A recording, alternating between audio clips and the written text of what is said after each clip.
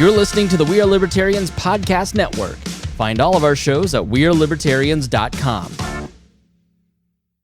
Welcome to We Are Libertarians. My name is Chris Spangle, and I am sitting in my living room. I'm not on the road anymore. I just walked in the door from the Libertarian Party National Convention, and I had an absolute blast with everybody, with all of our listeners that came out.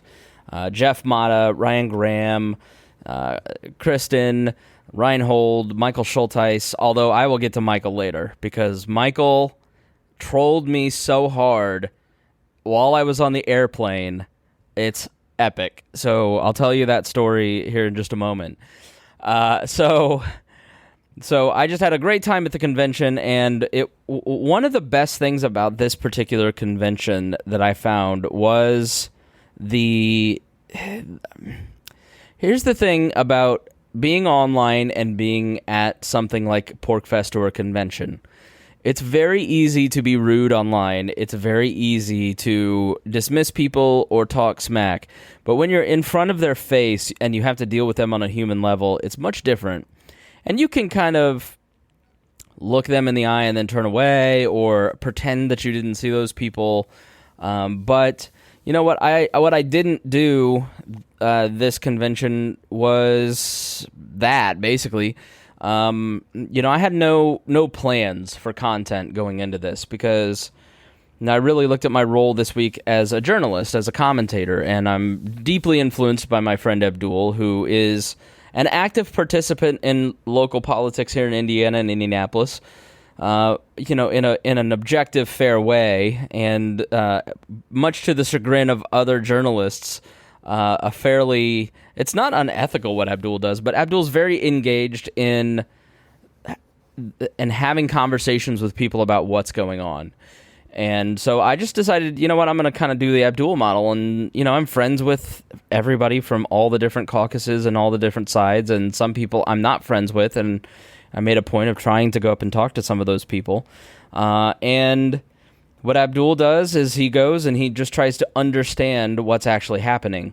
And what other journalists do is they show up to something like the convention with a preconceived notion of what the narrative is going to be. And I've seen it time and time again over my 15 years in politics and media. If you had Jim Acosta or some reporter covering the National Libertarian Convention, they would show up, and this happened in 2016 with the Gary Johnson campaign, and even people like Reason Magazine, or, they do it. They show up with the narrative already kind of written, and they're going to bend the facts to that narrative.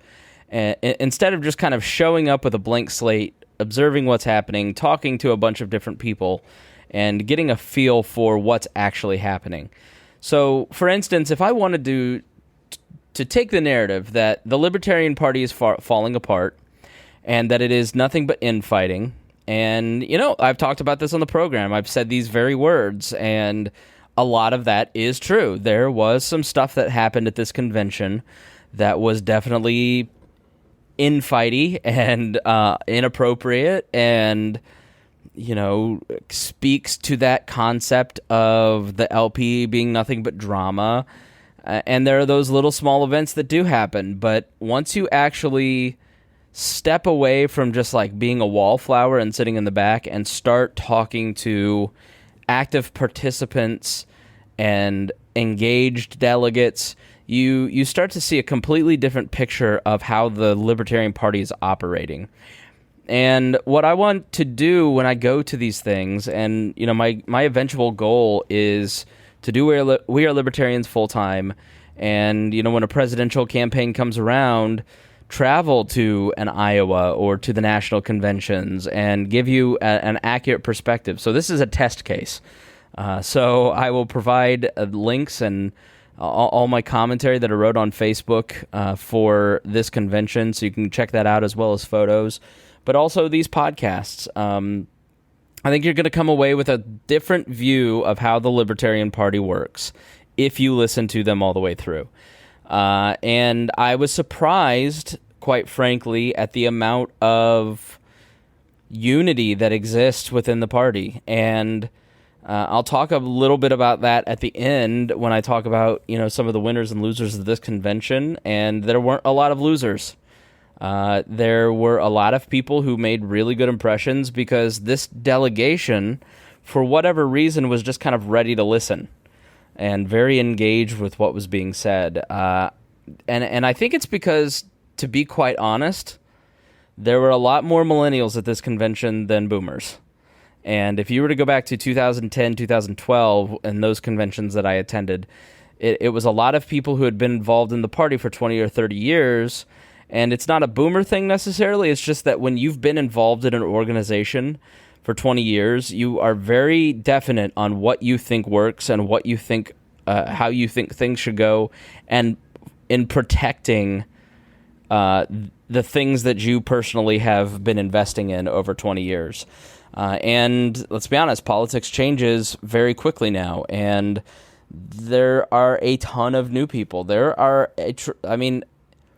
I don't have an official number, but they asked everybody to stand up at one point if it was their first convention, and it looked like half the room. Like it was a ton of new people. And I've got to give credit especially to Joshua Smith, who ran for chair, and Michael Heiss, who started the Mises Caucus, because as you hear in these interviews that we did in the first part specifically, they brought most of the new people, and it was the biggest percentage of new people that I've really experienced in the 4 or 5 conventions that I've been to. I say 4 or 5 because I think it's, so I've been to St. Louis, I went to Columbus. No, I didn't go to Columbus. I went to it's 4. It's 4. Okay. So, like the 2012 convention, as we talk with Travis Irvine, it was just really brutal. It was a really toxic, brutal convention and 2016 was as well, where a lot of wounds didn't heal. And I feel as people are leaving this convention, there's much more unity. I mean, you take that Matt Kuneal from the first episode, and you listen to that and you go, okay, he's not a total whack job. He just has differing opinions. He was doing things strategically to play politics. You may not agree with his method, but he didn't seem crazy to me. But if you read him online, oh, that guy's nuts.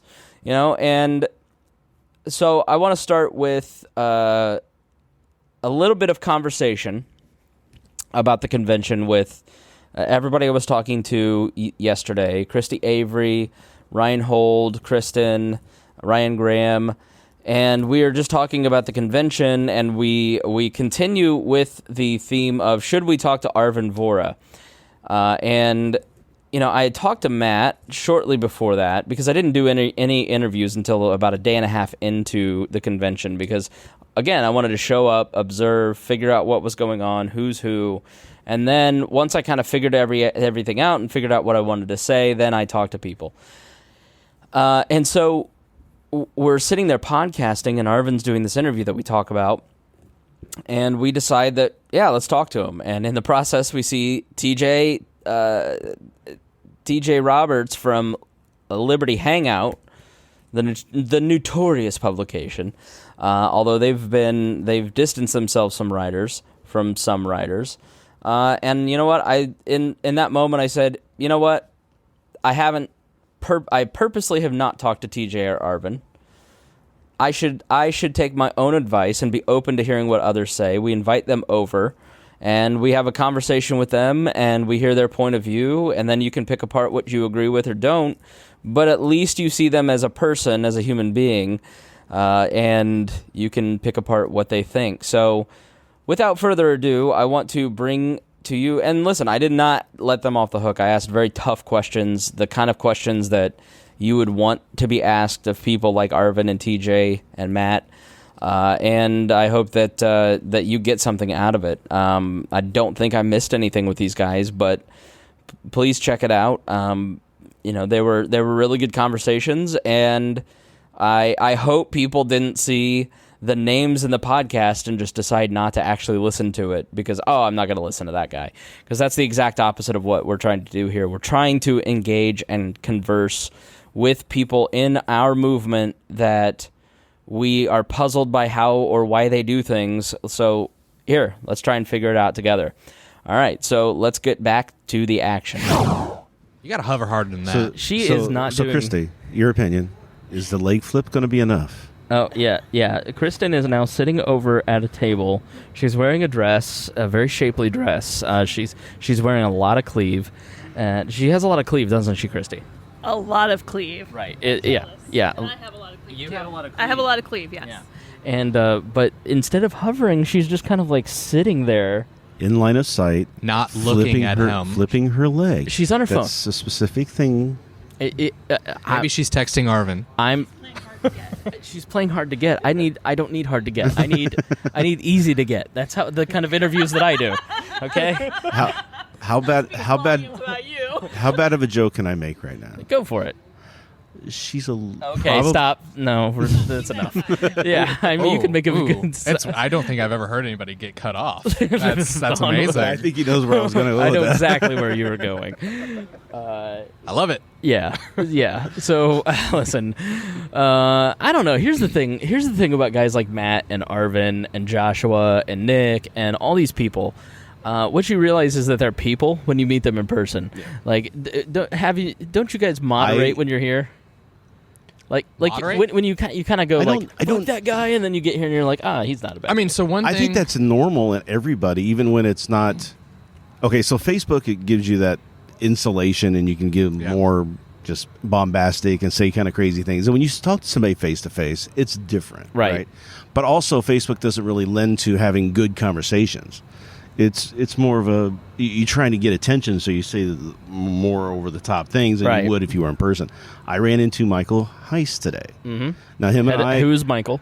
Michael Heiss is the founder of the Libertarian Mises Caucus. Mises Caucus, yes. The LPMC.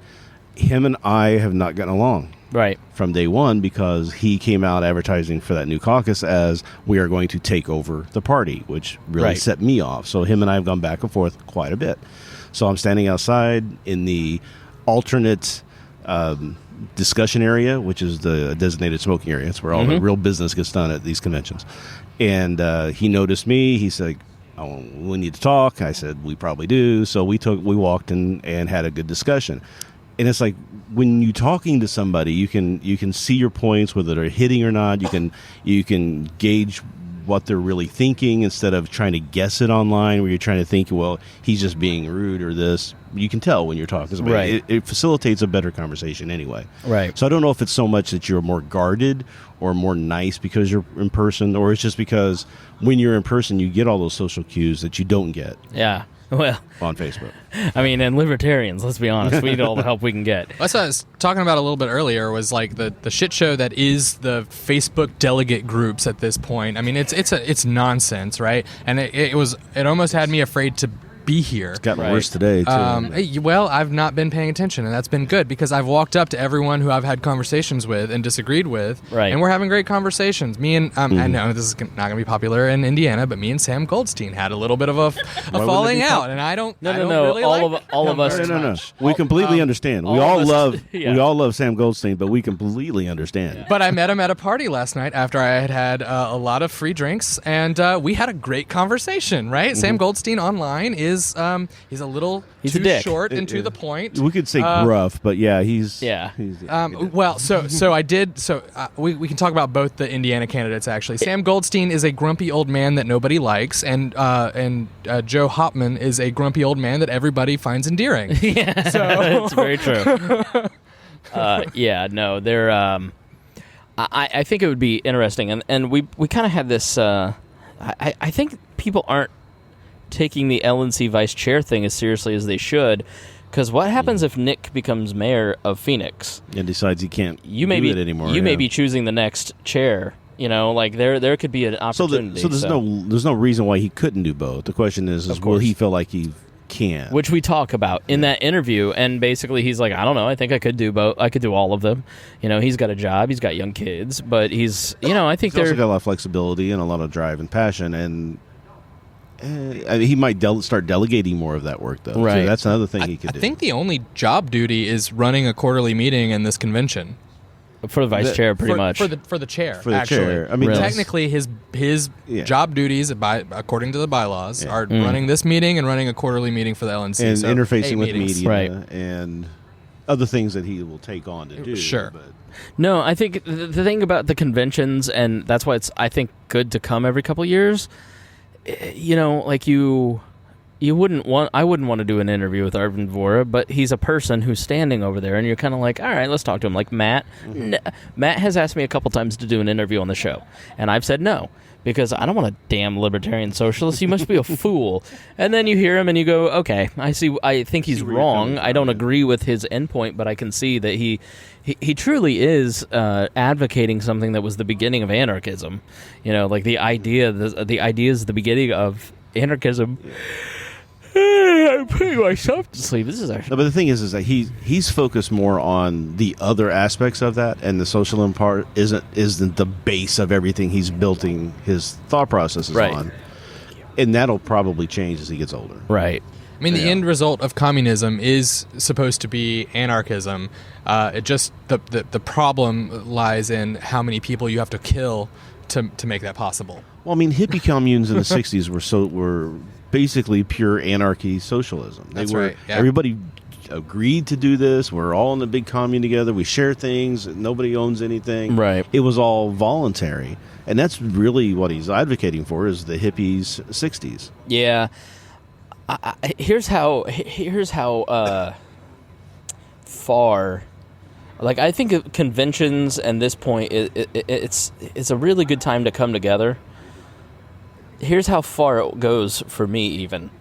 I was asked by basically the office as I was trying to get my press credentials, and I was just sitting there talking to them as they were doing some work. They're like, I don't know about giving Liberty Hangout credentials. And I said, you absolutely should, because they seem like they've been moderating, and they may be here to shitpost, but at the end of the day, what's going to happen is they may actually completely change their tune, and you could miss an opportunity. And so they said, yeah, okay. Or they could completely shitpost and go way off the rails, and that's still going to drive people reading about what happened. That's exactly right. And so they said, okay. And they would have gotten press credentials. I'm not saying I got them press credentials, but I'm saying, like, Joshua was pushing for him too. I was trying to advocate for openness, and I think that's not a position that when you're on social media. I certainly beat up Liberty Hangout on our Twitter all the time, just because, and they deserve it. They deserve it, but it's like, for me, it's pro wrestling. Like, it's just kind of like fun to. It's almost like punching down a little bit. Yeah. From what I heard last night, they've got a high turnover rate right now because they've been trying to reform the organization to fit more in line with actually being libertarian. We talked about on the other podcast we did about the LP, where I said Liberty Hangout started. They posted something about what was it? I can't remember the exact story, but it was just something very shocking from them, like immigration or something. Open borders or communist or something. Yeah. Or no, it was closed borders or communist was what they wrote. So it was like just a weird leap from where they were at. And I said that they're trying to change their image. They're getting new writers in. I'm like, but if TJ's still involved, and I mean, who else is there, and are they going to just flip back and forth? And they just posted something the other day that was very old school, like they used to be. So how much of that's going on? And then 71 Republic has got multiple writers now, so things are happening over there. It's like, how do you moderate that? There was a post that was done about Joshua on there. They got pulled because it was scandalous and scurrilous. Yeah. Well, they published a wonderful article about me and my run, actually in Georgia. So yeah. No, so Matt, it's hit or miss with some of these because they're trying to get a cadre of writers, right? And then you're never going to get consistent kind of a feel out of that until you've really established yourself and where you want to be at. Like you've got a reason. They're going to be more in line with each other. There's still some variations, but you got to be careful when you start bringing on multiple people into a new grouping like that because your messaging is going to be way all over the place and people are going to be confused. It's not easy to run a publication, and Matt Geiger and I have had a couple conversations to that end because he's 17 years old and he's trying to start something new, and he's making mistakes and run for vice chair. No, you know what's funny about that is someone nominated Matt Geiger. Moments before that, Paul Copeland sent me a message and goes, "Should I nominate you for vice chair so you can get 5 minutes on stage to talk about We Are Libertarians?" It's like, no, I shouldn't do that. No, that's not cool. And then not even like 2 minutes later, Matt Geiger got nominated for the exact same reason. I know, and didn't get on the stage. He's not even here. Yeah. So I posted in our group. I was like, that little shit. He stole my idea. Yeah, no, there's a lot of very impressive young people here. Matt's one of them. Eris Stewart, who is in the Pragmatic Caucus, she's 18. She's worked her butt off. She's like standing at that table all day, and I'm like, "Hey, how are you?" And she's like, "I'm sorry, I can't talk right now. You're not a delegate. I need to get my candidates elected." And she's very type A. It's very adorable. Then David. Man, I wish I could remember from the Convention of States. He's 15, and it's like talking to a 30-year-old. I mean, he's a very smart kid. So a lot of very impressive young people here, and that's how I know I'm old, is that I call them young people. But it really feels like there's a lot of first-timers here, too. A lot of first-timers, a lot of youth. I mean, I think back to the first one you went to was Vegas in 2012. I mean, there were still a lot of people who had been in the party for 30 years, and I don't see a lot of those same people at this convention. I think you're very right. Yeah. They've all died. Okay, all right. Well, that's very aggressive, Kristi. Well, but they did honor a bunch of people who have been here. Somebody who's there 17 conventions in a row, and it's which, like, by my math, is 84 years. 17 conventions. Yes, 84 years that they've been coming to the Libertarian Convention. You can't math. I'm not good at math at all. Not this time of night, at least. Okay, Kristen is still... this has been 11 minutes. Kristen is still over there. Well, she has now pointed her flicking leg at Arvin. Right. She's changed her focus, trying to get line of sight. She's looking at him, I'd say longingly, but it's more like a bored look. Yes. Like, please come talk to me. I cannot believe this guy is still interviewing him, and I think he's doing more talking than Arvin is. It's seriously been like 30 minutes before we even got on this. Easily. And the thing is that I haven't seen him stop asking a question. He's been talking this whole time. He's really close to his face, too. Exactly. Oh, use the zoom, dude. I'll be surprised if the camera's not focused on him. No, there's no production value to this at all. Can you take a photo of this for me, please? So we can post it. We'll post it. Hell, not what to do. So we'll post it in the Facebook group, so that way we're not outing anybody. But go to our Facebook group and you can find the photo of it there. That's a selfie. Yeah, you just failed. That was bad. Oh, Kristen's coming back. She did not try very hard, for the record. I feel like she did not. Maybe we should just start saying Arvin's name a little louder. Let's see. It's a very odd angle, so we're going to post a photo of this. Here's my question. Hear this guy talk about immigration for the next 15 minutes, I'm going to blow my head. Here's all they've talked about? Here's my question. Has he stopped asking a single question yet? I think Arvin got like maybe 5 words in. Right. That's going to be a great interview to listen But to. I'll tell you what, as much as I don't really care for him, he's pretty good at keeping his face like in the camera. Save it till I post the episode. Just send it to me if you would in the messenger.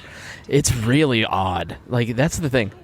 Like, we're the most professional libertarian media here, other than Matt Welch from Reason. Like, we're it. We're really it. There's a bit of a gap there too. No offense, Chris. That's what I'm saying.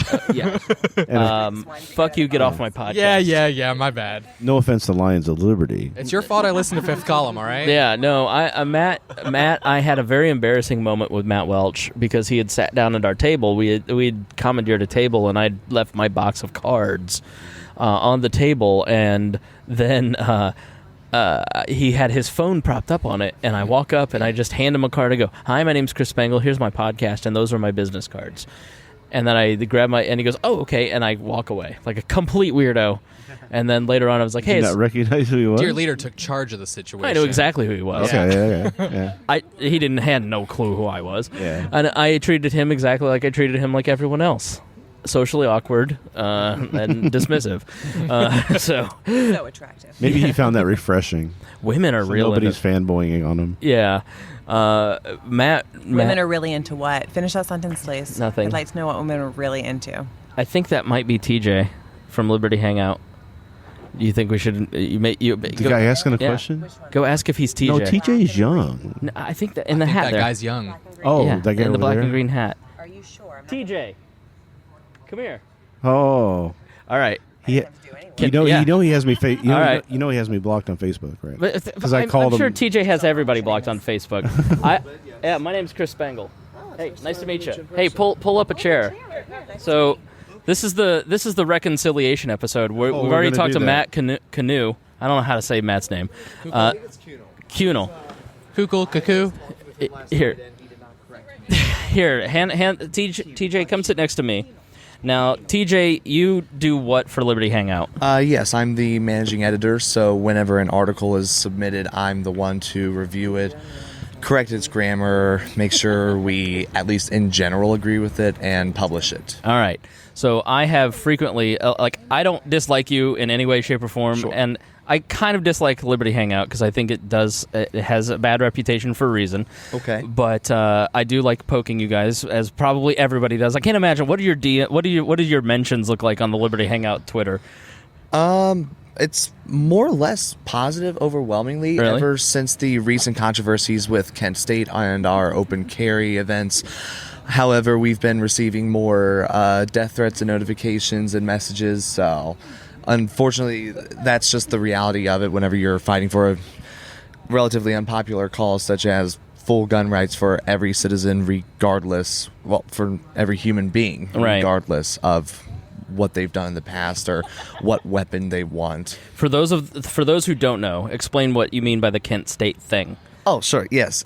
So last May, Caitlin Bennett, who was our secretary and now our grassroots director, she carried an AR-10 on Kent State's campus. There's a law in Ohio that says that if you are not a student at a specific university, you are able to open carry a firearm. Mm-hmm. And that's how she did her graduation photos, with an AR-10 in hand. Okay. Now, when did Liberty Hangout get its start? We started as Young Jeffersonians in February of 2015. Okay. All right. So, how has your reception been at the convention? It's been overwhelmingly welcoming, actually. There's been a few people that have tried to say some things to me, and quite frankly, I actually respect them for doing so because they're actually willing to talk about me in person, right? Which is very rare because oftentimes you'll have these people that I see, they just look the other way, they try to run off, and it really saddens me because seriously, I'm willing to have conversations about criticism as long as it is in fact a constructive conversation. Sure. So I don't know what the best way. Rhinehold, maybe you can. This is Rhinehold. This is TJ. This is Kristen, and that's Kristi. And this is We Are Libertarians. And we didn't get in. We were actually going to try and talk to Arvin, but this guy doesn't shut up. And then I look over and I see you sitting there, and I was like, you know what? If we're going to talk to Arvin, we're going to talk to Matt. We should talk to TJ too. Sure. And just and figure out, because what I like to do is I like to actually figure out what's going on with people and actually have a conversation with them. And Liberty Hangout has a reputation of being a shitposting site. Now, as a fellow shitposter, I can respect that because there is a fair amount of, I've had this conversation with Matt Geiger at 71 Republic. Like, if you're starting something like We Are Libertarians or Lions of Liberty or Liberty Hangout, and you're trying to build your audience, you have to have a balance between boring-ass news and shitposting to try and get any traction in the way that the algorithms work. Right.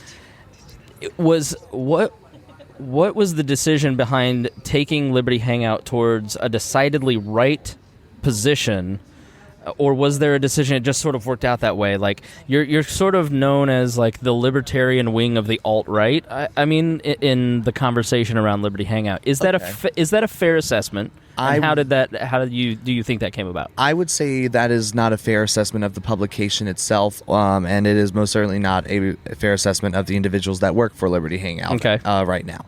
So the way that this really came about was in the context that we had individuals that were contributors to our site who were making statements that were whether it be racist or espousing white nationalism to an extent on their own personal profiles. Right. We didn't take it too seriously until the advocacy for state violence started becoming an issue. Okay. So that's where that started, and we were willing to set our differences aside and work with people that we had commonality on issues with.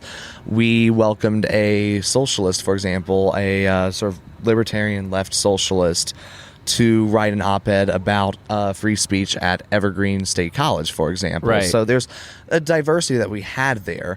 But what really boiled over ultimately was whenever they were making just blatant statements of pure anti-Semitism that we could no longer stand for. And in February of this year, we opted to fire every individual that had any affiliations with the alt-right. So I would say that it would be more fair to say that we are a right-leaning libertarian group. Okay. Would be a more fair assessment. Maybe in the vein of the Mises Caucus, or in the Mises, I wouldn't want to completely link us to the Mises Caucus to an extent, because they are their own separate organization. In general, I as an individual do support the candidates of the Mises Caucus, so I see them as a force for good in the context of their bringing back the principles of liberty, specifically focusing on self-ownership on both ontological and utilitarian grounds, which is something I think we really need to get back to. So how many people work for Liberty Hangout at this point? At this point, we have about 5 consistent contributors. We have myself, we have the owner, and we have Kate. So we have about 8 people right now that are really focusing on the website. We have about 3 social media contributors as well. Okay. All right. And then how many people were let go? We let go of 3 individuals. Okay.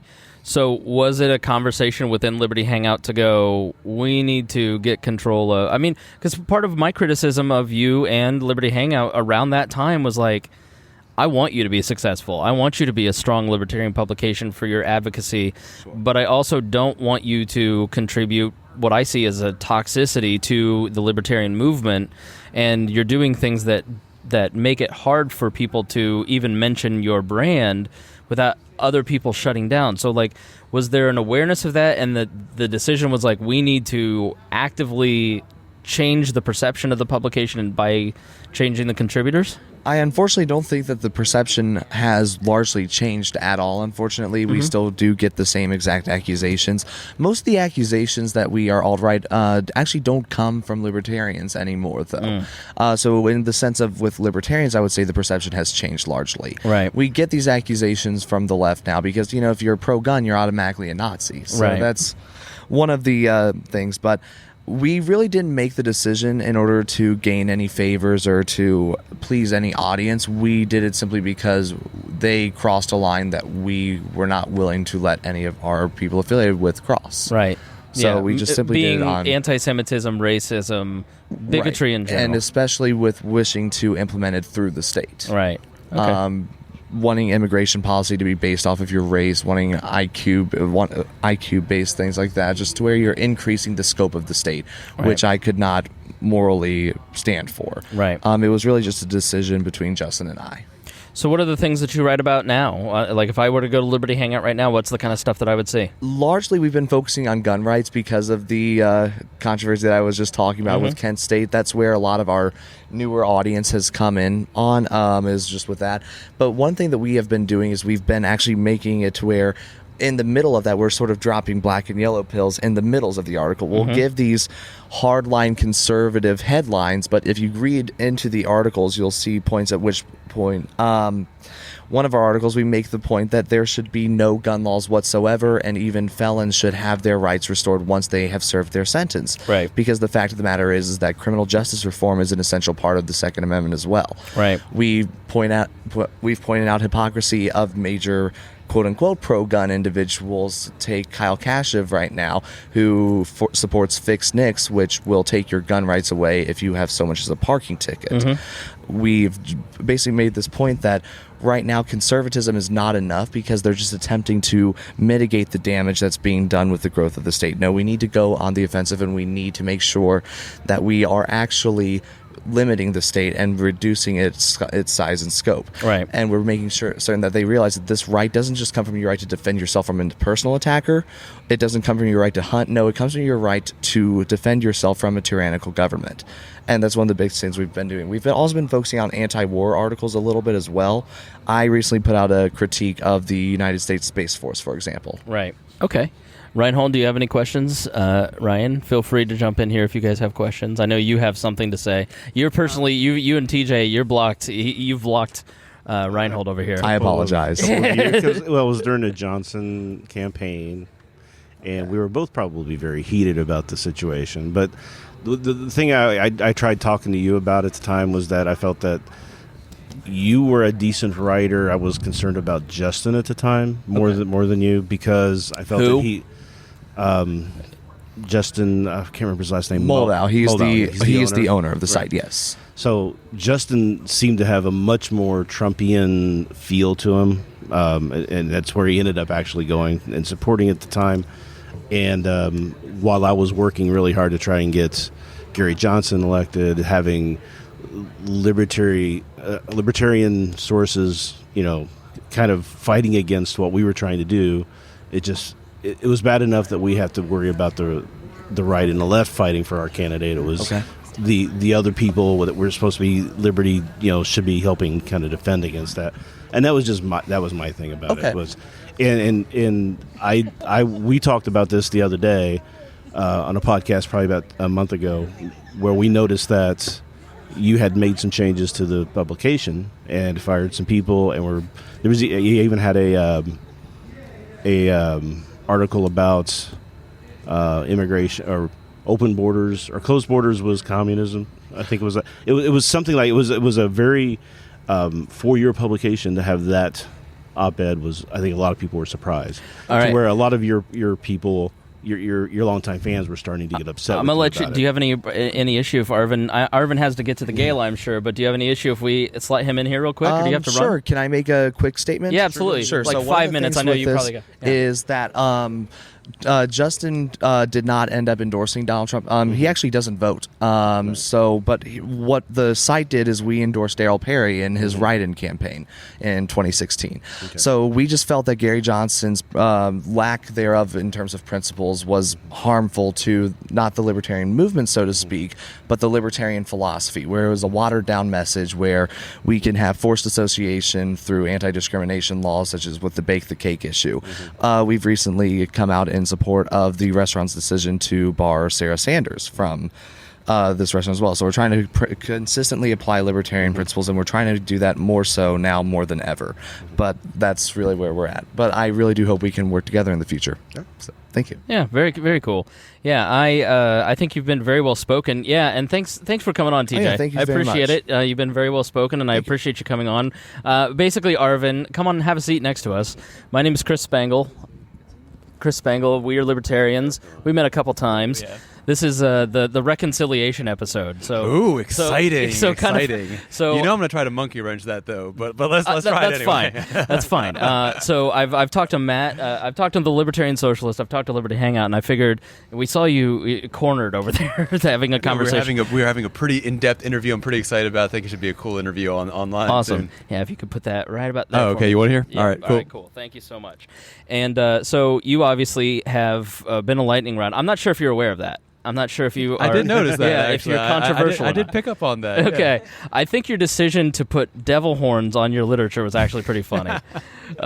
So Arvin, I've been critical of some of your controversial statements, and I think the theme that I've of the conversation with TJ and Matt, it comes down to provocation. And I don't even know if that a lot of times it's necessarily libertarians disagree about philosophy. I think. Oh no, they do. But then all right, fair enough. Here's what I've heard around the country. I mean, I've heard from a lot of people be like, "Well, I don't." They're like, "I agree with what you're saying. I don't agree with how you say it." Right. So then I just ask some simple questions, point blank. Like, well, do you agree with abolishing government schools? 9 times out of 10, the answer is no. It's not the delivery; it's the content that many libertarians disagree with. And I do believe I know this is supposed to be the reconciliation episode. I do believe a lot of that was damage caused inadvertently by our 2016 campaign. No, so really what I want to get at with this episode is, so a lot of my listeners are Gary Johnson fans. We're very, very much sort of like the pragmatic wing of the libertarian movement. Okay? Nothing pragmatic about the 2016 Johnson campaign. Hold on, let me finish. Go for it. So really what I want to do is, I think people who would ordinarily not have access to your message, I want them to understand your thinking. Sure. Where are you coming from? Because the people around this table, the people who are listening, look at it and go, we're having to answer for you when we talk to our friends and family. We're having to talk to people that we've tried to persuade to libertarianism, and they're answering tough questions about controversial statements that you've made about teachers and police officers. I mean, that I think has been the real core of the backlash against you. Do you see where those people are coming from, and do you take any responsibility for the discomfort that those people feel when they're trying to pander? Flat out. So here's the thing. People have asked me this question. They're saying, do you think we should do outreach to government school teachers? Do you think we should do outreach to the police? Do you think we should do outreach to the military? My answer every time, absolutely. Mm-hmm. But outreach is not pandering. Outreach to me means you talk to a government school teacher about why he or she should stop being a government school teacher, or why he or she should at the very least speak out against the existence of government schools. Same thing with the military. You should be asking, outreach means trying to get people to engage in general discharges, to try to leave the military. Same thing with police officers. Introduce them to organizations like LEAP. It means to try to get them to change what they're doing. What is not okay, what I do not approve of, what I do not support, is when you pander and say, what you're doing is totally great, I love you so much, everything about you is perfect, please vote for us. That's trying to trick somebody out of their vote, and it is dishonest, and it is not effective. But it gets twisted to the Libertarian Party wants to kill cops. Okay, that's the underlying issue here, is that eventually it gets twisted because of the internet age. It's like we come to the Libertarian Convention, we have these face-to-face conversations, everybody leaves and goes, you know what, Arvin's really not a bad guy. I just misunderstood him in some ways. I thought TJ was really well-spoken. I would have never assumed by his Twitter account that TJ was as intelligent, as well-spoken as what we just saw. And so in the internet age, I think a lot of people are saying, like, as a party leader, like, I'll be honest, you've done a fantastic job with the social media. You have 100% changed social media in the Libertarian Party. Like, when you came on as vice chair, you took that on and you completely changed it, and you did a great job in helping propel the message to newer heights. But the problem is I didn't. And here's the thing. A lot of times people ask me, they're like, well, why do you do things in this way? And the fact is, for 3 years, I didn't.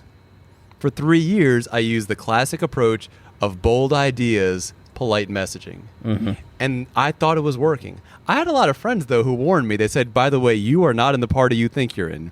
You're basically in a party of a bunch of people who like libertarianism because they like marijuana. They're not trying to abolish government schools. They don't really oppose the military welfare complex. They're not about ending the income tax. And I told them that they were wrong. I told one person after others, like, you are wrong. That is not this party. And then I went around the country. And I started talking to people at state conventions that I'd been invited to speak at. Mm-hmm. And what I saw was that I was wrong and they were right. Mm-hmm. I didn't want to believe it. At first, I didn't. The first state convention, I thought it was an anomaly. The second one, I was like, okay, this is getting weird. When I finally realized that everywhere I was going, people couldn't even get behind minarchist positions. Abolishing government schools is a minarchist position. That's not an ANCAP thing. Sure. That they not only could they not agree with it, but they also often did not think it was a libertarian position to have it all. That, to me, was a failure of messaging. A vice chair's job, a big part of it, is messaging. So would it be fair to say that you're a canary in the coal mine? Is what you see your role as, is you're saying, there's a problem here. It's not the messaging, it's the fundamental philosophy of the membership. I had this radio show that I still do, where I used to interview 4 candidates every episode. It's a podcast, right? The podcast, yeah. Promote it. What is it? It's called Libertarians Working for You. We go on air every Tuesday night. Okay. And I had this sort of plan that if I could get through an episode without a candidate, a Libertarian Party candidate, that is a Libertarian Party candidate, not proposing an increase in government, I was going to put it on the national page. And I almost never did. And the way I asked questions on the show, it wasn't like, hey, what do you want to do? I would ask questions like, what agency do you want to cut? Right. What tax do you want to cut? And most of the time the answer was, well, I don't want to cut anything, but here's something I want to add. And that, to me, is a cultural major issue. We are attracting the wrong people into the party, or we're not having them go through the change that they need to go in order to really be libertarians.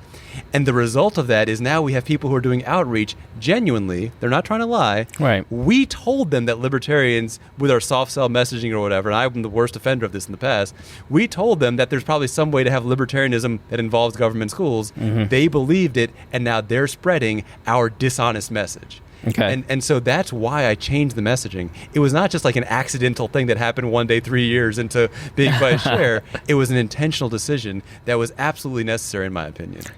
Did you? I think it's fair to say. I mean, you were fourth in the vote this evening for the vice chair's race.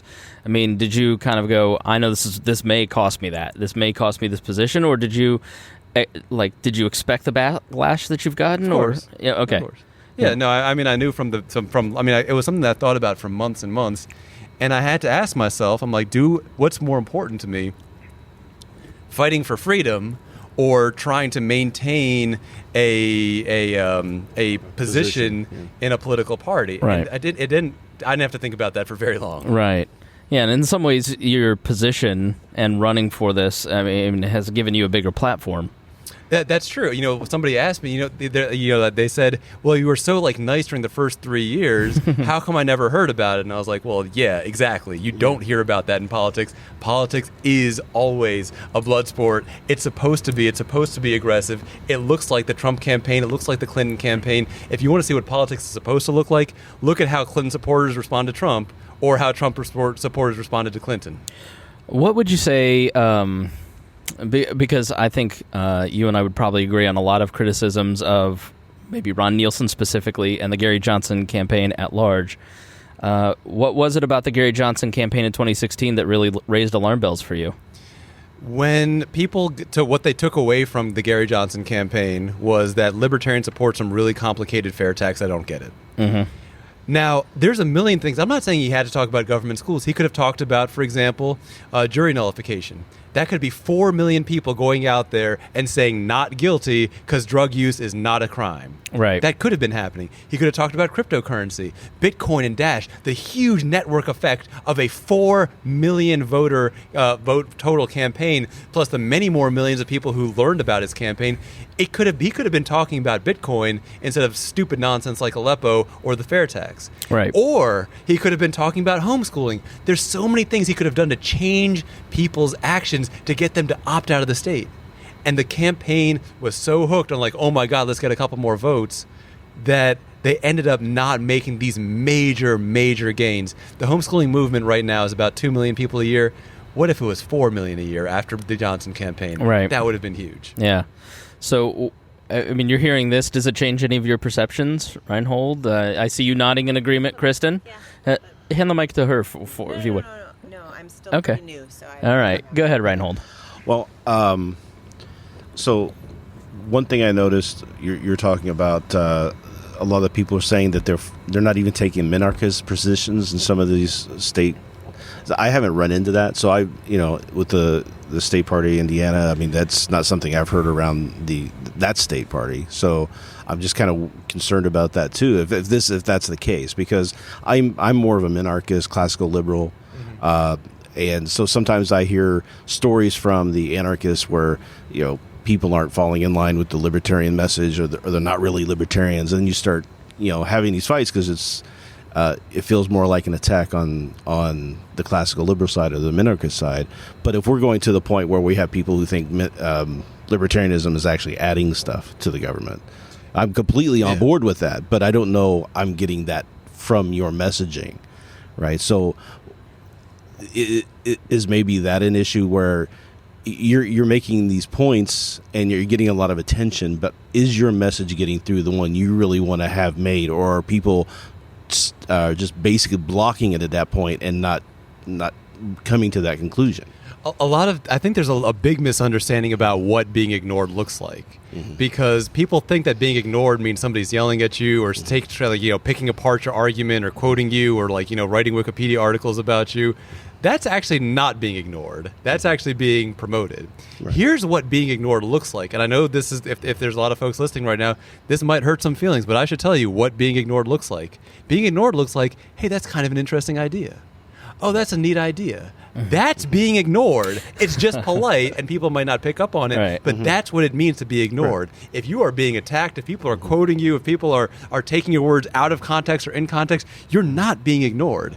Right, and honestly, I'm not saying you're not being ignored. I'm saying is maybe your message not making through that controversy. Meaning that you wouldn't face as much backlash if your message was penetrating. Because right now you're being very rational. Like, I think we're sitting here listening, hearing what you're saying and going, I don't necessarily think I disagree with him.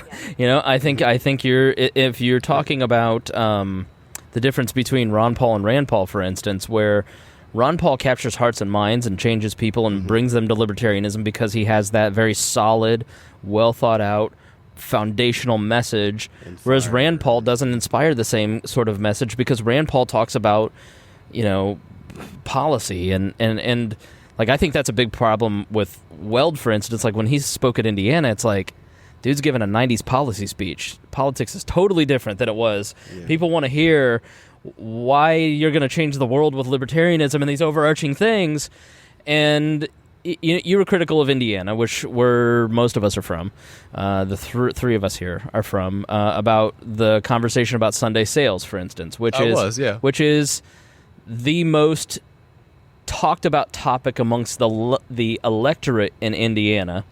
And so the Libertarian Party in Indiana made the choice to take a strong position on something that Hoosier voters were very in favor of.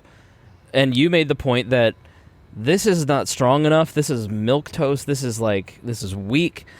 I can see your point, but I also wonder what you would say to people in Indiana who go, we're trying to talk about what voters care about. This culture has produced this government. If we knock down the whole government right now, 2 days from now, this culture will rebuild this government. And I know that people want to avoid the culture war because it's not that fun. There's a lot of blowback. Right. You deal with one hostile room after another. That is part of this. We have to do the culture war. If the thing that people in Indiana care most about is getting drunk on Sundays, that needs to be changed. They need to be caring about how much they hate you because you want to end government schools until they start thinking about it. Because here's the thing. Anger focuses people. Anger makes people think. I know people say that anger makes people close off their minds. There is no truth to that of any kind. Anger brings your mind and focus to a thing. If you're angry at something, I guarantee you're thinking about the thing that you're angry about. Right. And so the fact that and here's the thing. I mean, I've actually talked about legalizing alcohol sales in many states. I just don't believe it is a primary issue. I think it's good. I think it's a good thing to do. I think that you should be allowed. And I wrote the kind of thing on Facebook a while ago to just show my support to that ideology, where I talked about banning alcohol sales on Sundays is a religious freedom issue. You are forcing people who are Jewish to keep a Christian Sabbath, or people who are atheists to keep a Christian Sabbath. It would be the same as telling Christian bakers not to bake cakes on the Jewish Sabbath, which doesn't make any sense. And I don't think most people would agree. So, but when it comes down to this, if all people know about libertarianism is that we like to drink on Sundays, and they don't know we want to abolish government schools, we have failed in communication. Right. And so that's where I come down. I want to make it hard for people to hide the best parts of ourselves. Abolishing government schools, abolishing welfare, shutting down the military welfare complex, bringing the troops home. Those are the best parts of ourselves, and I want it to be impossible to ignore those. Okay. I think that's fair. You've been listening, Ryan. I'd love to hear what you think. Yeah, I mean, I don't think that you can go out there and tell somebody what their passion should and shouldn't be, right? That's not going to resonate with people. So when I hear you say that, like, I understand, I get you, and that, like, that's where you are passion, what your passion is. But that shouldn't be. Like, that's not going to resonate with anybody, and that's not going to have people that, like, join our side. So when our local affiliates are having these meetings in counties, and they have 10 people who show up, and 9 of them want to work on alcohol sales, and you say, but we want to abolish government schools, nobody cares about that, they're just going to go home. and they're not going to come back. Yeah, so I was at the LSLA meeting it was like I had just joined the party. I had just been hired as the executive director of the Indiana Libertarian Party, and Mary Ruwart was speaking with Lee Wrights, and at that point, I couldn't have been further from Lee Wrights, and, I was a libertarian, but I was definitely 10 years later, I understand so much more. And I remember very clearly Mary Ruwart just patiently, politely, lovingly, like Mary Ruwart does, saying, you don't understand now, but libertarianism is a train. You get on the train, you go through a bunch of different stations, and then once you're at the final destination, you go, man, why did I ever think that way? And she's been completely right. And I think that we sometimes are not tolerant of people not understanding maybe what you and I understand after years of being libertarians. And so I think what he's saying is you as the second highest official in the party, trying to open up a discussion about age of consent laws or, very aggressive libertarian positions in our culture, other people who are not even on the train yet, or the people who are in the first couple stations go, whoa, these guys are really intense. These guys, I think that's probably the is that a fair assessment of what you're trying to say? Yeah, and I don't disagree with a lot of that stuff, but yeah, you're right. If somebody doesn't care to work on that issue, and that's what you're insisting they work on, then it doesn't get us anywhere. That's the thing. We need boots on the ground working on things. And from a national level, you guys aren't... you're not the boots on the ground. At the state level, they're not the boots on the ground. The local guys are the ones doing everything. They should be, and we should be enabling them. That's my vision for the party, at least. And they are going to be choosing, right? We all believe in localization. They're going to be choosing the issues that matter to them, because the stuff that matters in Atlanta, where I'm from, is different from the stuff that matters in Indianapolis, is different from what's important to the people in San Francisco, and they should be working on the things that they care about, and that might not necessarily be abolishing public schools, no matter how much we agree with you. If the passion's not there, they're not going to go put the boots on the ground to get that done, because they don't care. So let me phrase it this way. Can I interject for a second? Yeah, go ahead. So I think I hear people using the word understand a lot. Mm-hmm. And I think there's a difference between understanding a position and just knowing what the position is. Right. And I agree that we should not say that you have to understand why we want to abolish government schools, or that you even have to agree that we want to abolish government schools in order to be a libertarian. You just have to know that is a libertarian goal. It can be a libertarian goal that you disagree with, right? But it can't be a libertarian goal that you simply don't know about. And that, to me, is what I'm seeing a lot of, where people are saying, oh my God, this is too incendiary, I shouldn't say this when I'm recruiting. The problem is, it helps, that hiding helps you recruit one person, and it turns somebody else away. Because I'm telling you this, our biggest natural allies are the 2 million homeschoolers and their families per year, 2 million per year. Right. And I guarantee you this, when I'm talking to homeschooling groups, I don't have to talk about abolishing government schools. They talk about it for me. So why not talk about the virtues of homeschooling and how that can be a strong alternative, as opposed to using the phrase abolish public schools? I've done both. Abolish public school spreads. Talking about the virtues of homeschooling simply doesn't. Okay. And one of the big problems I used to have with candidates when on my radio show, or candidates that I've worked with in messaging, is all the time I would hear this. They would be like, we need to cut spending on the drug war so we can spend more on our government schools. They would call them public schools. Or we need to cut military spending so we can spend more. And it was like a constant thing, because it's so deeply ingrained in American culture. We need to get it outgrained. Is that going to be pleasant? Obviously not. It's going to be a very difficult process.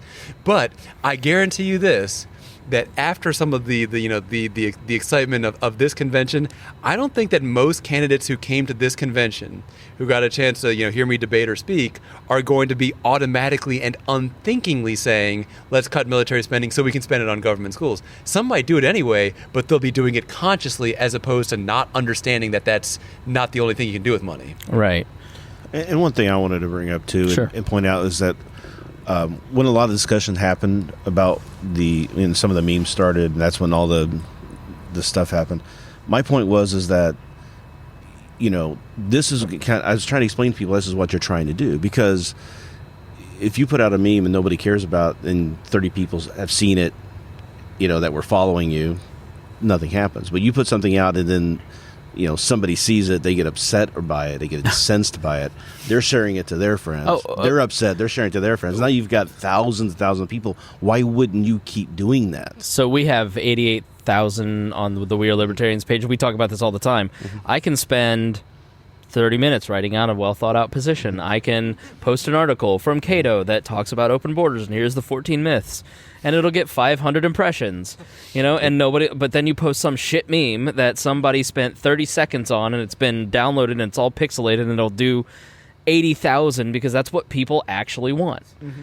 Is that sort of what you're saying? It's like people inherently, politics, in my mind, is taking the aggressive, warring nature of human beings and putting it into a polite form because it's nonviolent. Mm-hmm. But there still is inherent violence in politics. There's inherent conflict. Yeah. There is conflict between you and me because of your position on this, and you do it this way, and I want to do it this way. And you're saying, stop being afraid, quit being a pussy, and stop being afraid of that. I probably wouldn't use that language. Right. Look I'm more radical than Arvin Vorha. You're trying to break down people's preconceived and long thought held rhetoric positions that they have, right? You can't break through that with nice words all the time. So sometimes you have to pound the door. So is the germ of your message that don't be afraid of that inherent conflict and engage in the conflict by saying what we believe and just standing and delivering what you think? There's a large aspect of that. And let me just clarify a little bit. Okay. The goal that I have is I want libertarian ideas to be spread. And sometimes they're spread by our allies, and sometimes they're spread by our enemies to our future allies. A lot of times when I post about abolishing government schools, people get upset. They get so upset that they share it on their own Facebook page. I might advise them that's not maybe the best social media strategy for them to do, but they get upset, they spread it. And what sometimes, I don't do this a lot, but sometimes I'll just go and see where it's been shared on somebody else's page and just read the comments, and usually 10, 15 down, somebody will say like, I kind of agree with that. And this is a person that I could never have reached if my adversary had not voluntarily shared the information with their closest friends and family. Sure. But in that, my mind just said, yeah, but there's 10 people who are sitting there going, what an asshole. That's okay. Because those aren't the people who agree with me right now or could be reasonably persuaded. Okay. You have to ask, is somebody persuadable? I think anyone's persuadable. But you have to ask, how difficult would it be? Sure. If I'm talking to a group of 10 people in the military, there's probably 2 or 3 people that are very ready to leave, and they just need someone any person in the world to say, you're not crazy, you should leave. Right. And then there's some people who are so gung-ho and so about it, and you know what, maybe they could be persuaded, but it might take me 15 years. Right. I'm going to sacrifice the ones that just can't be persuaded. I'm going to go after the ones that can be persuaded. It's like the Jesus line of don't cast your pearls before swine. Like, don't waste your time on people that can't be saved. It's to an extent, but I don't really believe that there are people who can't be saved. I think some people are just like, it's just quicker. Right. I talked to a lot of folks recently because I've been writing about a lot of men's issues. And I talked to a lot of folks recently about some of the what I consider to be human rights violations going on in France, which are that they're banning at-will paternity testing. I think it is so morally reprehensible to block somebody's access to the truth. Now, that language, that discussion is going to land well with some people, and it's going to be meaningless to other people. And so who's going to land well with? Probably people who've been hurt by that law. So I'm going to go and talk to people who have been hurt by that law as opposed to people who simply have no opinion on it. Sure. And so these are things that I think are very, very important to make sure that you're actually trying to reach being efficient, reaching the people that can be reached. Right. And I would definitely try to reach, for example, homeschoolers before I would reach, public school superintendents. Mm-hmm. Yeah, we have a series called The Cost, and where we basically talk to a person who's been affected by government policy and the human toll that takes on them and their family. When you listen to Amanda's story about her experience as a domestic violence victim and CPS and the police, like, if you're not a libertarian after 3 hours of listening to that, like, I don't know what to tell you. Like, you're just not going to get it because it's so heartbreaking, the human toll that government has on people. Yeah. So I think that is definitely some common ground that we have there. I mean, that totally speaks to me. Like the people who've had their houses stolen, they're real ready to listen to things about civil asset forfeiture and the like. And that's why, like as you guys saw, I spoke, I was very strongly in favor of the sex worker plank, even though I'm not personally a sex worker, because I know that they have been abused and vilified, not so much by the government, by our society, which has created the government to do the bidding of the culture. Yeah. Well, I mean, government is always the last part of society to change. Mm-hmm. I mean, it really, you look at gay rights, for instance. Yep. It wasn't the government leading the way to change everything. It was Queer Eye for the Straight Guy. I mean, a young Chris Spangle who was 17 years old was so homophobic that I apologized to a friend that I didn't know was gay at the time, and now I do. I was like, oh my God, I'm so sorry. Why I actually had a very similar experience. Yeah. And then I watched Queer Eye for the Straight Guy, and I was like, these guys are all right. Maybe I could be friends with one of these people. And I think that the new one or the old one? The old one. Oh. Yeah. This is yesterday. Right. This is yesterday. Yeah, exactly. Right. Still really good. Yeah. No, and I think that's a big part of what we are libertarians is about, is that to have a libertarian society, you have to first live a libertarian lifestyle. You have to live certain principles and have certain values. First and foremost, you have to be motivated to be self-actualized. You have to be motivated to make yourself a better person. And in turn, you're going to want to treat other people with empathy. And I think until we really do that, I don't think we can have a libertarian society, because what you said earlier is so true. We would have the same exact government if we ended it tomorrow. We have to change culture, and we have to change it by how we interact with people. And that's something I told somebody today. I said, we have the government that we want right now, because it's like, no, the powers that be are preventing this from happening and blocking this. I'm like, no, they're not. Everybody wants that. When people reelect their senator for the 12th time and then yell about term limits, they're not yelling about their senator. They're yelling about everybody else's. Theirs is fine. No, we've seen it with the deficit. I mean, when you have Republicans who are unwilling to do anything to the deficit because of their donors, right? Like they're all full of the constituents, crap. the people. We could listen. We're here to talk to Arvin. We could do this all day. We don't. I'm sure you're tired. I do. Speaking of empathy, I do want to talk about the toll that it's taken on you, because, listen, I'm sensitive, and I have a temper, and I could not run for vice chair or chair. I would be so annoyed with everybody. I'd stand up there and, you people.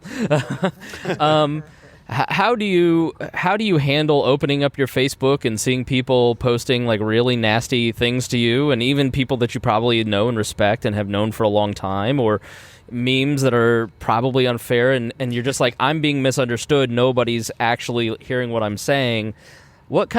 How do you deal with that? I mean, has it had an effect on you? I just think it's awesome, honestly. Really? Okay. I'm like, this is sweet. My adversaries are spreading my message, because the biggest isn't when you scroll down 10 things, and somebody says, wow, I really agree.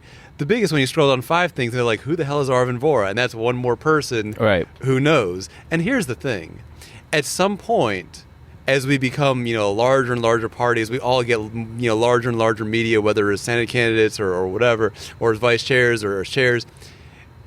We're going to get time to explain whatever it is we want to explain. Mm-hmm. And that was, some of the brilliance of the Trump campaign. He went on just like, he would say things that were so incendiary that they make anything I would ever say look just super like... Right.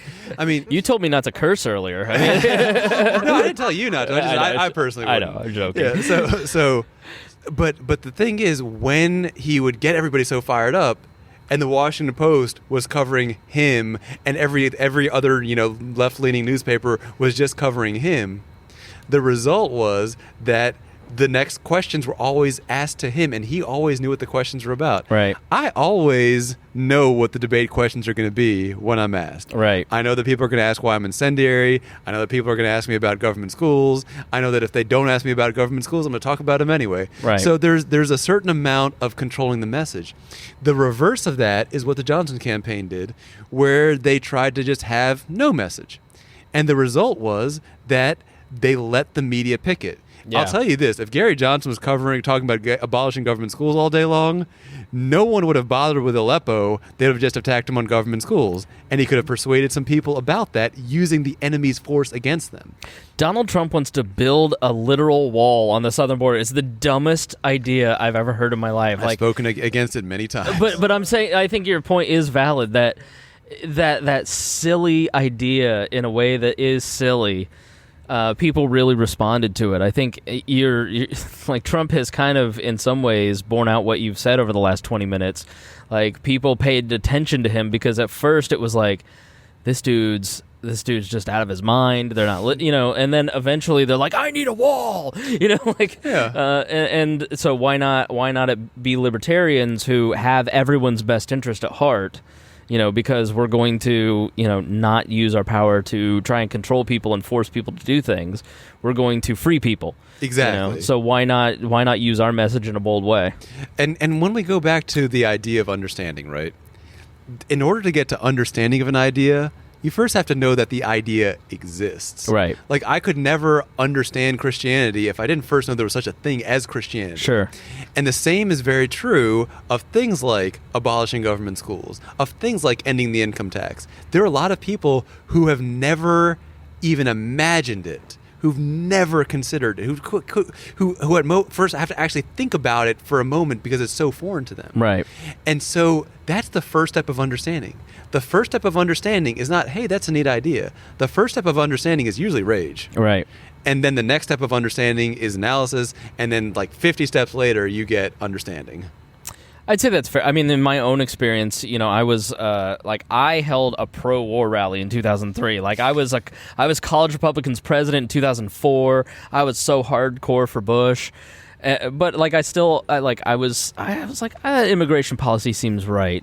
I don't care if the gays get married. Like there were little cracks. Mm-hmm. But then I went to work with a Republican candidate who was a libertarian named Andy Horning and Abdul Hakim Shabazz, a talk show host that I worked with, and like I just would get so pissed at them because I couldn't I couldn't argue. I didn't understand anything I believed, so I was just like, I better figure some shit out so I actually know what I'm talking about. And then through that process, 5 years later, I was like, oh, I'm a libertarian. So I think you're absolutely right in that. I mean, in my own personal experience, I saw that. And mine too. The first time somebody told me about anarcho-capitalism, I couldn't imagine it. Right. But I was very convinced it was the stupidest and worst thing I'd ever heard. Right. And so I did a lot of research so I could explain how dumb it was. Right. And then, through that research, the rest is kind of history. Yeah, I did the same with Christianity. It was like, I'm going to prove these people wrong. And then I was like, oh, man, I believe a guy got nailed to a tree and he's Jesus now. Fine. Go ahead. It made me think about the recent law change in Oregon where they are now allowing people to pump their own gas and the outcry at that, right? Because the people in Oregon have no idea that, people everywhere else in the country just do this already. Yeah. And they're like, I'm going to get to work and I'm just going to reek of gas because we're going to shower in it or something. And everyone's going to die because the place is going to explode. And I'm like, well, wait, but everyone else does this, but they just couldn't conceive of that idea because it's not what happens. I saw something on Twitter. I'm going to butcher what it was, but it was basically like if you mandated that the government taught every child how to tie their shoes, within 2 years, everyone would believe that no one could learn how to tie their shoes without the government. And I think the government ends up leading people to think that the government can teach people how to tie their shoes. Trying to abolish the Department of Education. It's like, well, we need the Department of Education. It's been there forever. No, it's been there since 1974. ICE has been there since 2001. These aren't things that are necessary to function in a government. All right, one of the things that when people talk about things that they can't imagine, when it comes to government schools, they get homeschooling, they get you have Khan Academy, but they're like, well, what if you want to use a private school? It's so expensive. And because my parents came from India, I am aware that because India when they were there had so little infrastructure, like realistically, government school is not a realistic goal. Right.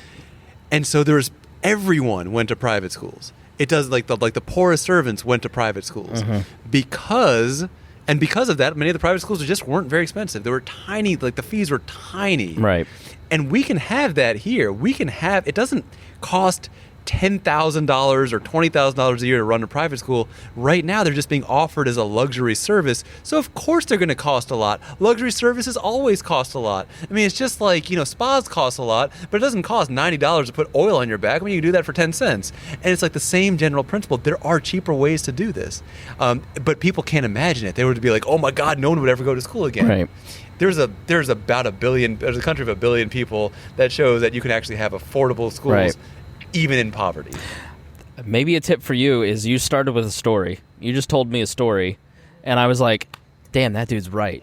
And so I think, trust me, as a podcaster, I'm very frustrated that there are so many damn storytelling podcasts. They're great, but it's like taking over the podcasting space, and so us small independent guys who don't do storytelling podcasts can't get to the top.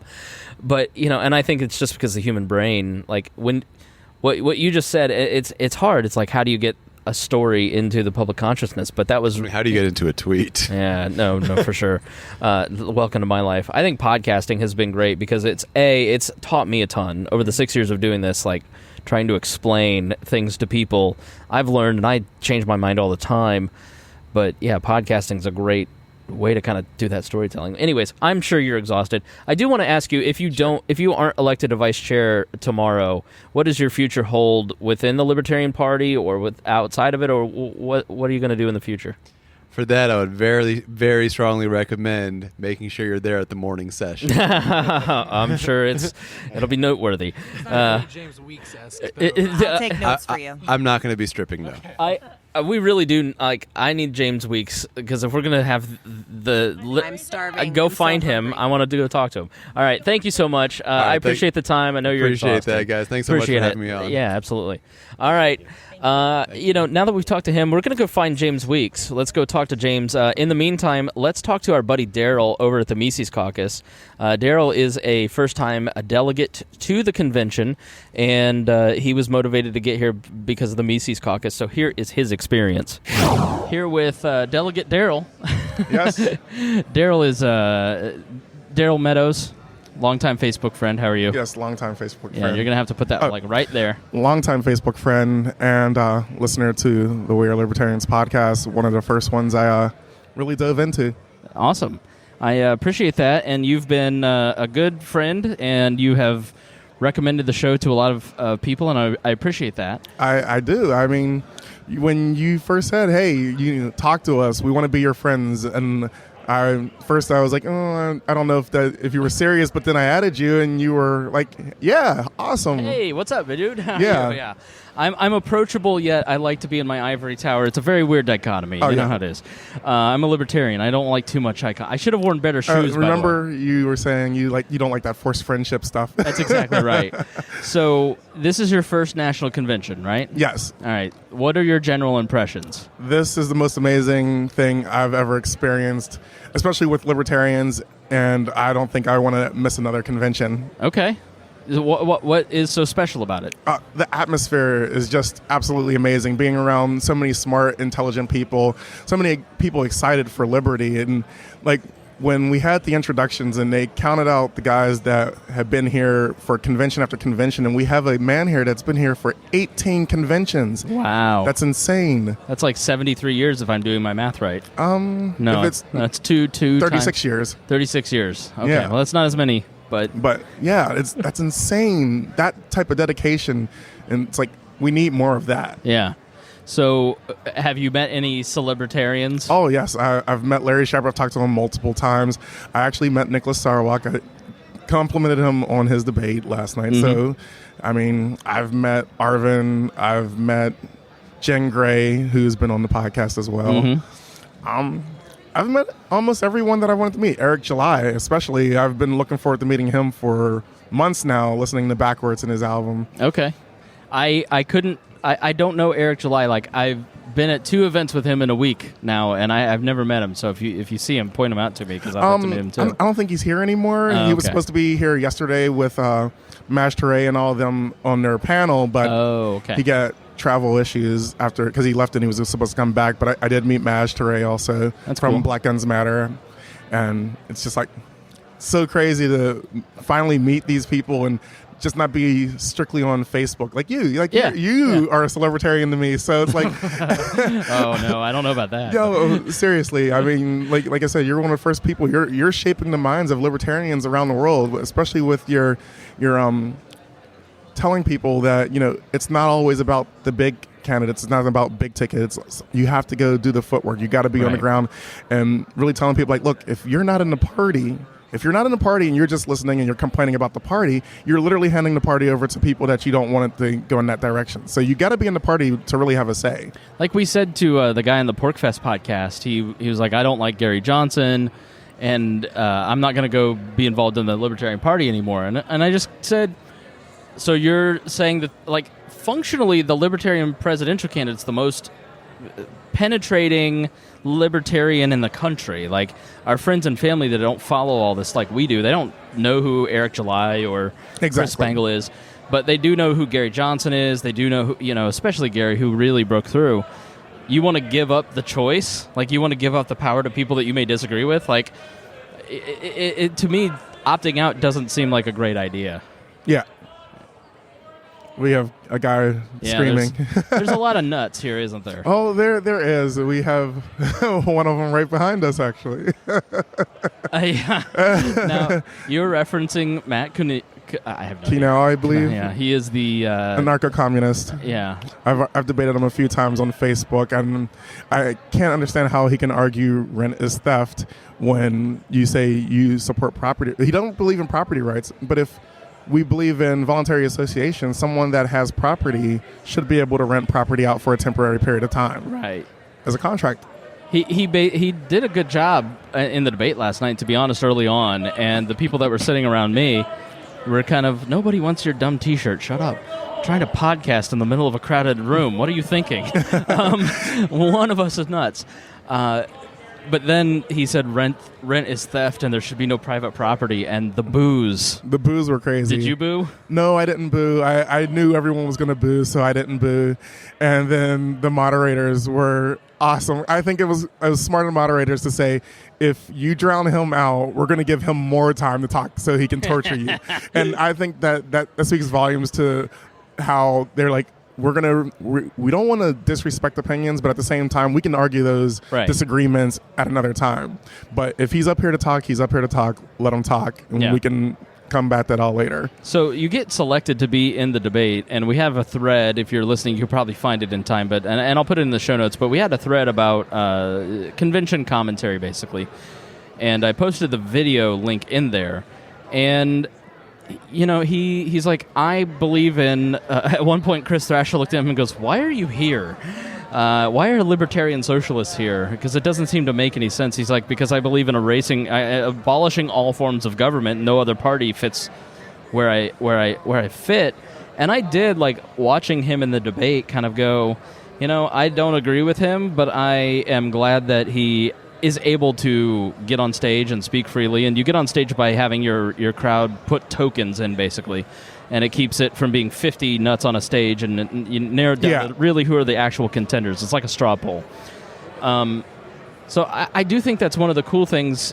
You know, libertarians on social media seem to be so, like screechy. Yeah, like, we're very focused, but like once you get here, you see how diverse it is. Yeah, there's so much diversity in thought, so much diversity in ideas here, and it's awesome because at the same time, it's like we're really on the same path. We're on the same path. So arguing that he's a communist, an anarcho-communist, he wants to abolish all government, right? And like libertarians want to downsize government, and you know, anarcho-capitalists want to abolish all government, right? So in reality, he's literally on that path. We can argue the semantics between anarcho-communism and anarcho-capitalism at the same time at the end. And like many anarcho-capitalists say, you know, in an anarcho-capitalist society, anarcho-communists will be free to have their own commune. Right. There wouldn't be a problem with that. So, I mean, we don't have to let them have power where they want to abolish private property. We can let them help dismantle the government just like we want to dismantle the government. So you've been aligned, or you've been a supporter of the Mises Caucus? Yes. Okay. Can you tell me how the Mises Caucus came about? Like, do you know the origin story of it? I kind of know the origin story a little bit. There's basically a lot of disgruntled libertarians, a lot of people that didn't like the direction of the party, a lot of the social media marketing that was going on. And let's be honest, Arvin sucks, right? That's what we're saying? Like, everybody's saying coded language, like, I don't like the messaging of the party, but it's Arvin, right? Well, there was the incidents with the Twitter account as well, like the Satan Party or that comment. Right. But It is a little bit of Arvin, it is a little bit of Nick, but I think it was also with the entire Bill Weld incidents, a lot of all that and people being disheartened by the party and not feeling that the party is supporting of their ideas and Well, when we have the political climate that we have now, the new thing, even in the Libertarian Party, has been like denouncing everything. Right. Like if you're not denouncing the people that you disagree with, like people are, it's like almost like libertarians are suddenly moving towards collectivism in ways. Yeah, like the caucus thing really concerns me because people are now starting to separate into little tribes in the party instead of thinking as an individual. And I have been... I told you about the caucus when it first formed. Yeah, you were the first one to tell me about it. Yeah. And I got to be honest, I have no problem with the caucuses because they've kind of always existed. They're just now, I think the marketing of them is okay because then people kind of fall into those ideologies. But I think there's an inherent danger down the line of tribal behavior in the party. And I think we've really seen that. Like, this has been the most immature of the 4 or 5 conventions I've been to. So there's a danger there. But the mania, stick around, yeah. The mania that I've seen around Bill Weld concerns me a little bit because Bill Weld, for his part, if you go and listen to the Raw Audio Politics feed, you hear a speech that he gave to the State Party of Indiana about 3-4 months ago. And he talks about the mistakes he made in 2016. And I think Nick put it pointedly last night. Bill Weld being in the Libertarian Party is not making the Libertarian Party more Republican. It's making Bill Weld more Libertarian. I thought that was a very good line. But Bill Weld is like the litmus test here now. Yeah, like it's funny because I don't agree with Bill Weld and a lot of the things he's done. But at the same time, I walked up to the man, I shook his hand, I took a picture, and I said, look, I don't agree with everything you've done. I was like, and honestly, I was like, you are an amazing speaker. I was like, if we can just give you a script and put you on camera, I would keep you there all day. Right. And his wife laughed, and we had a great little conversation, and it was just awesome. Right. But I think we're gonna get starting here soon. No, keep going. It's fine. So yeah, and it was just awesome getting to talk to him, getting to shake his hand, and just being like, I don't hate this man. I don't hate him. I think he made maybe bad comments. I think he might have made bad choices, not thinking at the time because people are emotional, and they do act on the emotion. Yeah, I think he just had no understanding of the basics of the philosophy even, and I think there were genuine concerns about Bill Weld in 2016, and I think he's tried to mitigate those, and I think he's learned more, and I still have a lot of concerns about him. But I don't think that he's deserving of the mania that has been here, where I'd say 50% of the delegates are just like, don't even care. It's like if you say anything nice about Bill Weld, you are a heretic. Well, if you really think about it, that moment when Nick defended Bill Weld at the convention in the debate, in the debate, when he defended him, that was the loudest cheering we actually had in the entire debate, next to Matt being booed for Rennis theft. And I was almost surprised because, like you said, there's this mania against Bill Weld, but at the same time, that cheering seemed like to not confirm that belief at all. So here's what happens, okay? And the debate, the chairs race is a great example of this, and Austin Peterson as well. So Josh Smith is running for chair, and he is kind of the Austin Peterson of this convention, where a lot of online strength, but it doesn't matter if those people don't come to the convention and vote. And the people who come to the convention are longtime party activists, and there is an inherent power structure in the LP. And you can't reform a power structure if you don't fully understand it. And, if Austin Peterson wanted to be the nominee, he should have, he's running for Senate as a Republican. But, if you wanted to be the presidential candidate, you have to have some strength in a convention internally, right? You have to understand the power players within the 1,500 delegates that are here this weekend. Like Josh Smith is well-liked online, but there's still a lot of people who just are longtime advocates who are looking, going, this is the first time in a long time the office is doing really well, the party, Nick is not embarrassing. Like, competency is like a core for these people. Like, competency, just someone competent to Libertarian Party people's like, oh, thank God.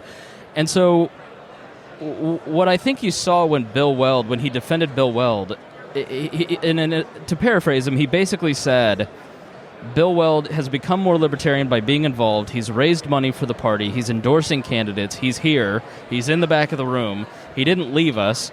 He had every right to. And I'm like surprised he's here because he's been treated like garbage. Yeah. And he goes, and I'm tired of people like you, pointing at the other 3 candidates on the stage, trying to push people out for having false ideology instead of giving them a chance to learn. And the crowd erupted because I think there's a very like strong sense of, the boomers and the older Gen X people especially, like stop with the online Facebook nonsense. That's not how politics works.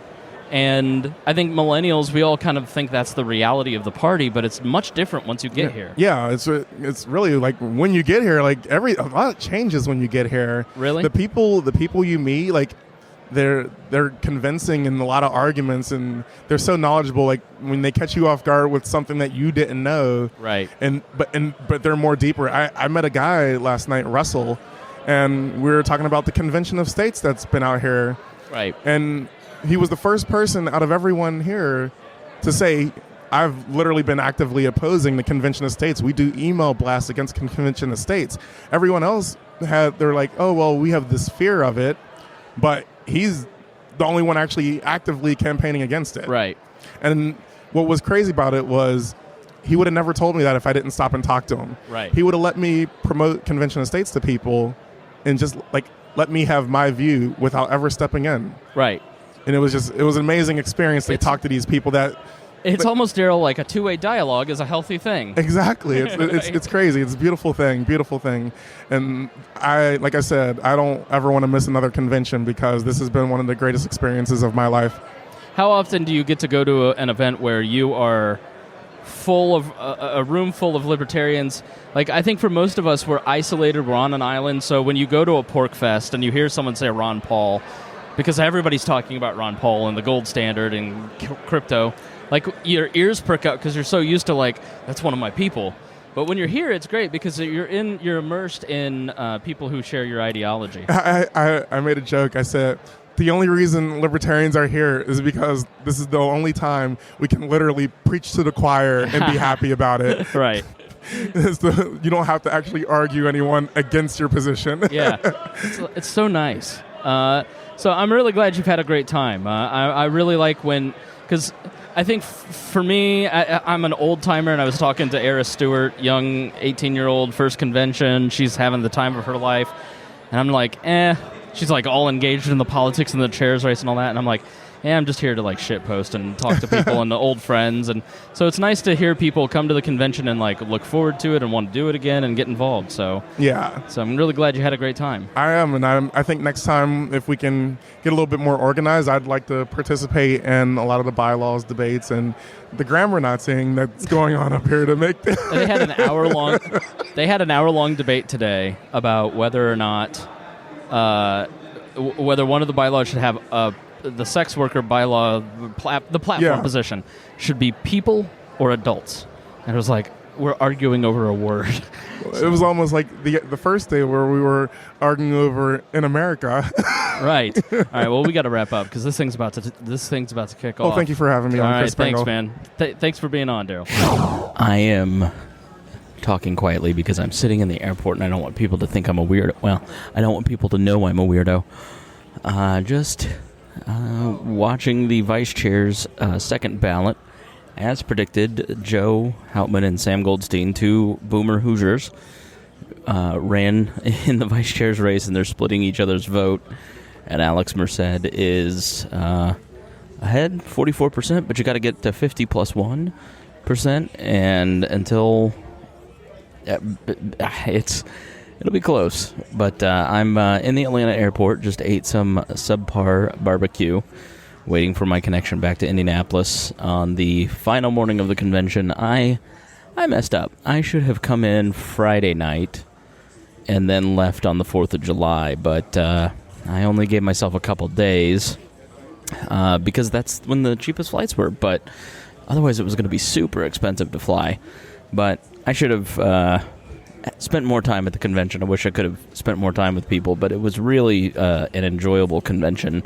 It was... Man, I think I'll give my thoughts after this, because one of the people that I really enjoyed talking to this weekend and catching up with was my buddy Travis Irvine. Travis lives in Ohio, which, if you don't know geography, is right next to Indiana. And we worked together sometimes as we worked together sometimes as state parties back when I was the executive director, and I got to know Irvin pretty well over the last couple of years because he's come through Indy with Gary Johnson's tour and some other stuff, and he's a movie maker, and he's running for the governor of Ohio, and he explains why that is an important race and what he's doing, and then also kind of compares this convention to previous conventions. So without further ado, here's Travis and I. All right, I'm here with Travis Irvine. You are running for governor of Ohio. We spoke to you previously because you have a great documentary about running for mayor. What's the name of it? It is called American Mayor. It's on Amazon Prime.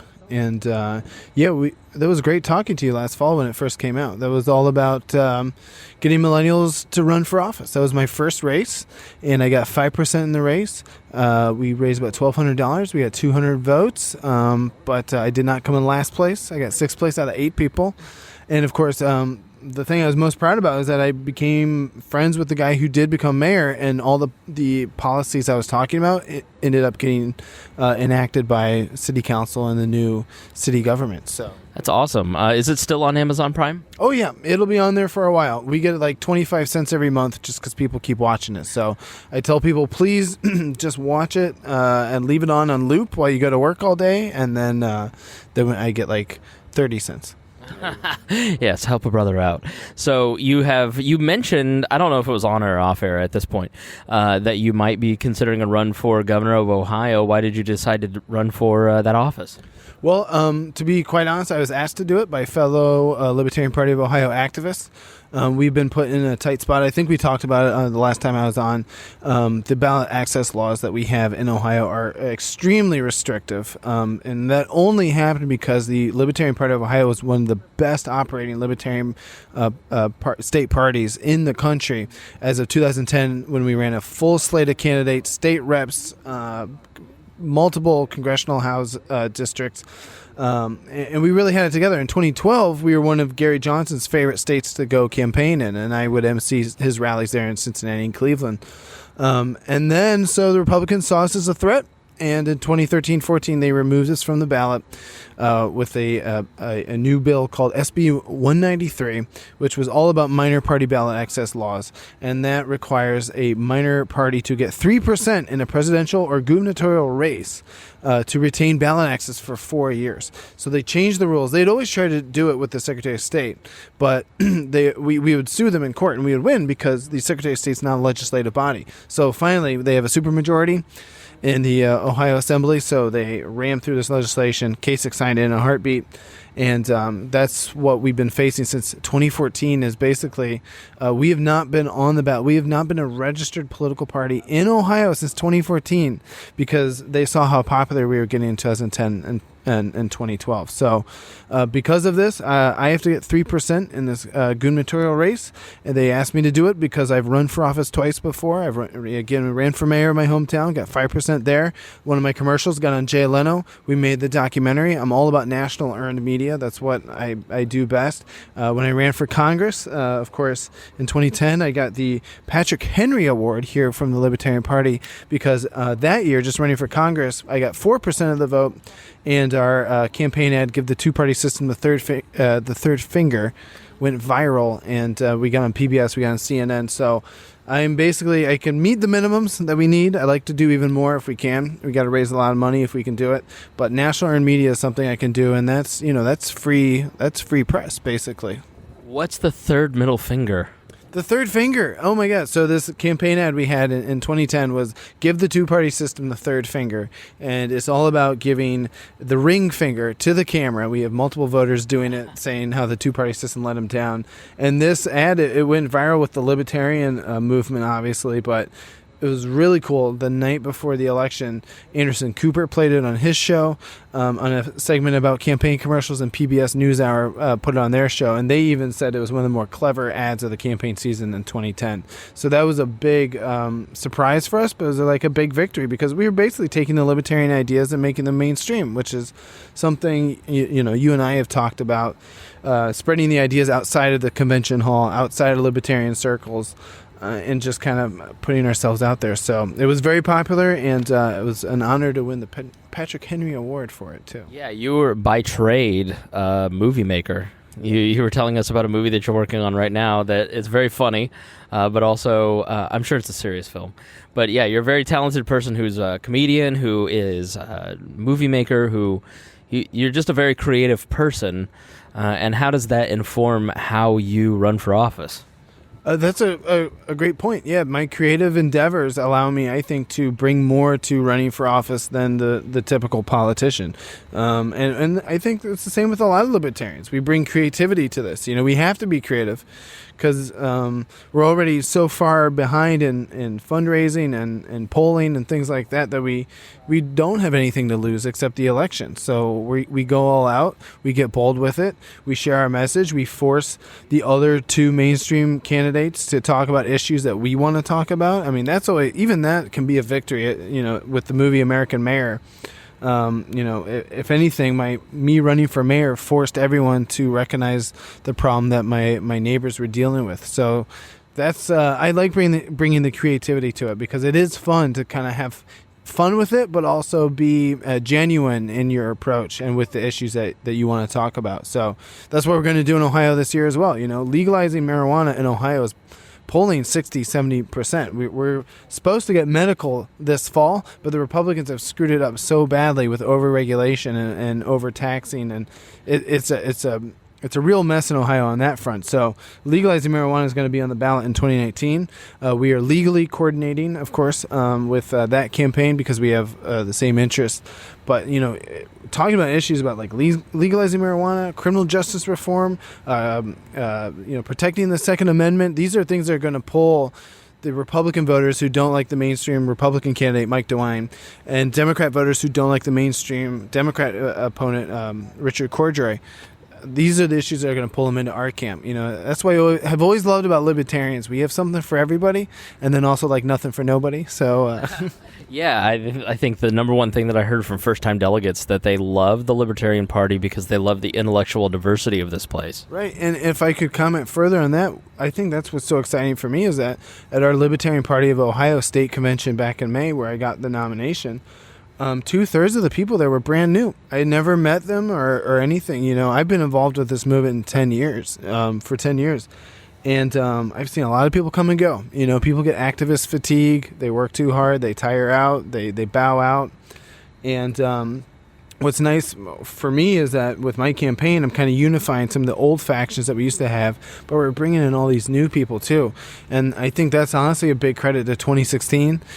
Trump versus Hillary and Gary Johnson, Bill Weld really provided just kind of a sane, alternative. And I think people are really getting drawn into our party at this point. So you see it in Ohio, we got a bunch of new people, and you see it here at the national convention, there's a bunch of new people. So I think that's the most exciting part is that we are actually growing. We're not just a 1% debate club anymore. We are growing, and our ideas are becoming more mainstream. Yeah. So how many conventions have you been to? Plus, how does this convention compare to some of those others? Wow. Well, my first convention was Vegas, 2012.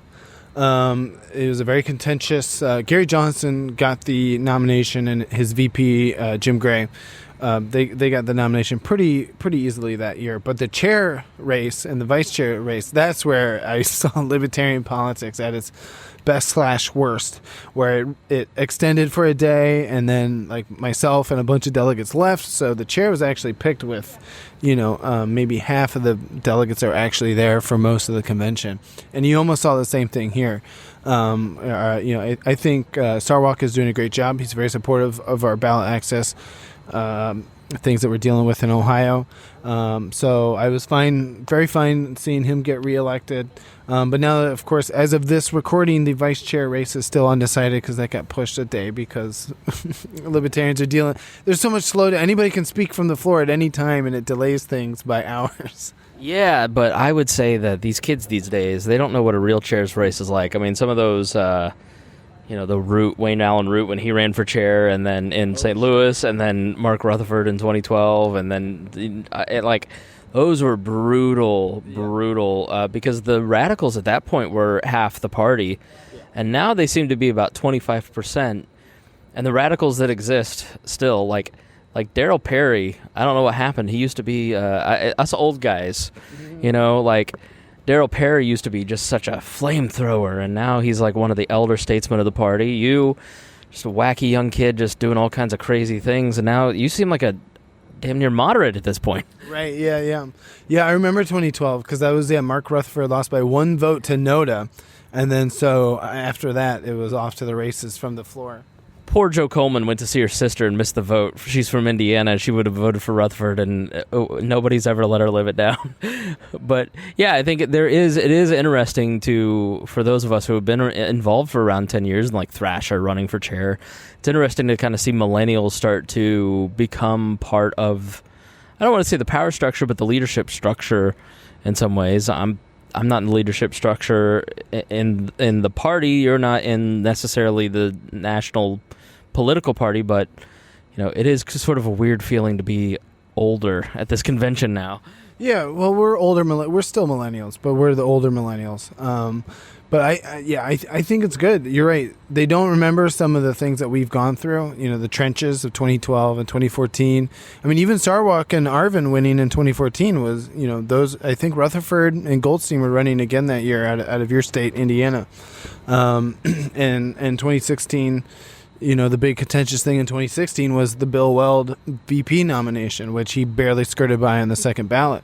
So I think this year there's actually, honestly, even with how contentious some of the races got, and the debates certainly got contentious on an inner level, I think there's some congeniality here. I was just down at the gala, which is the big closing night gala, and I think everybody's in a good mood. Everybody's feeling positive. Everybody's in in good spirits, and I think that's great because I remember 2016. There was still bad blood after Gary and Bill Weld got the nomination. People left the convention having all these afterthoughts, and people try to sabotage things when they could in the months ahead. But I think everyone's feeling pretty positive. I think we're starting to realize there's a place for everybody here.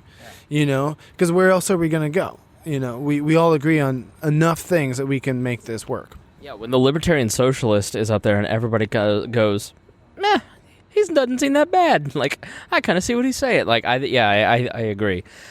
So what are ways that people could help your campaign if they want to get involved and help you win the governorship? It's pretty simple. We need to raise about $100,000 to meet our minimum vote count. That's $1 per vote. So 100,000 votes. So if you're a Bitcoin person, if you're a rich person and you listen to Chris's podcast, you can donate up to $12,000 and some change to our race if you have it. If not, small donations definitely work. So we're trying to raise money. All that does is allows me to put our message in the media, basically on radio, put it on TV. That's all I've ever done right before in 2010, and that's how we get people onto our side. So our messaging is already there. We just need money to get it out there.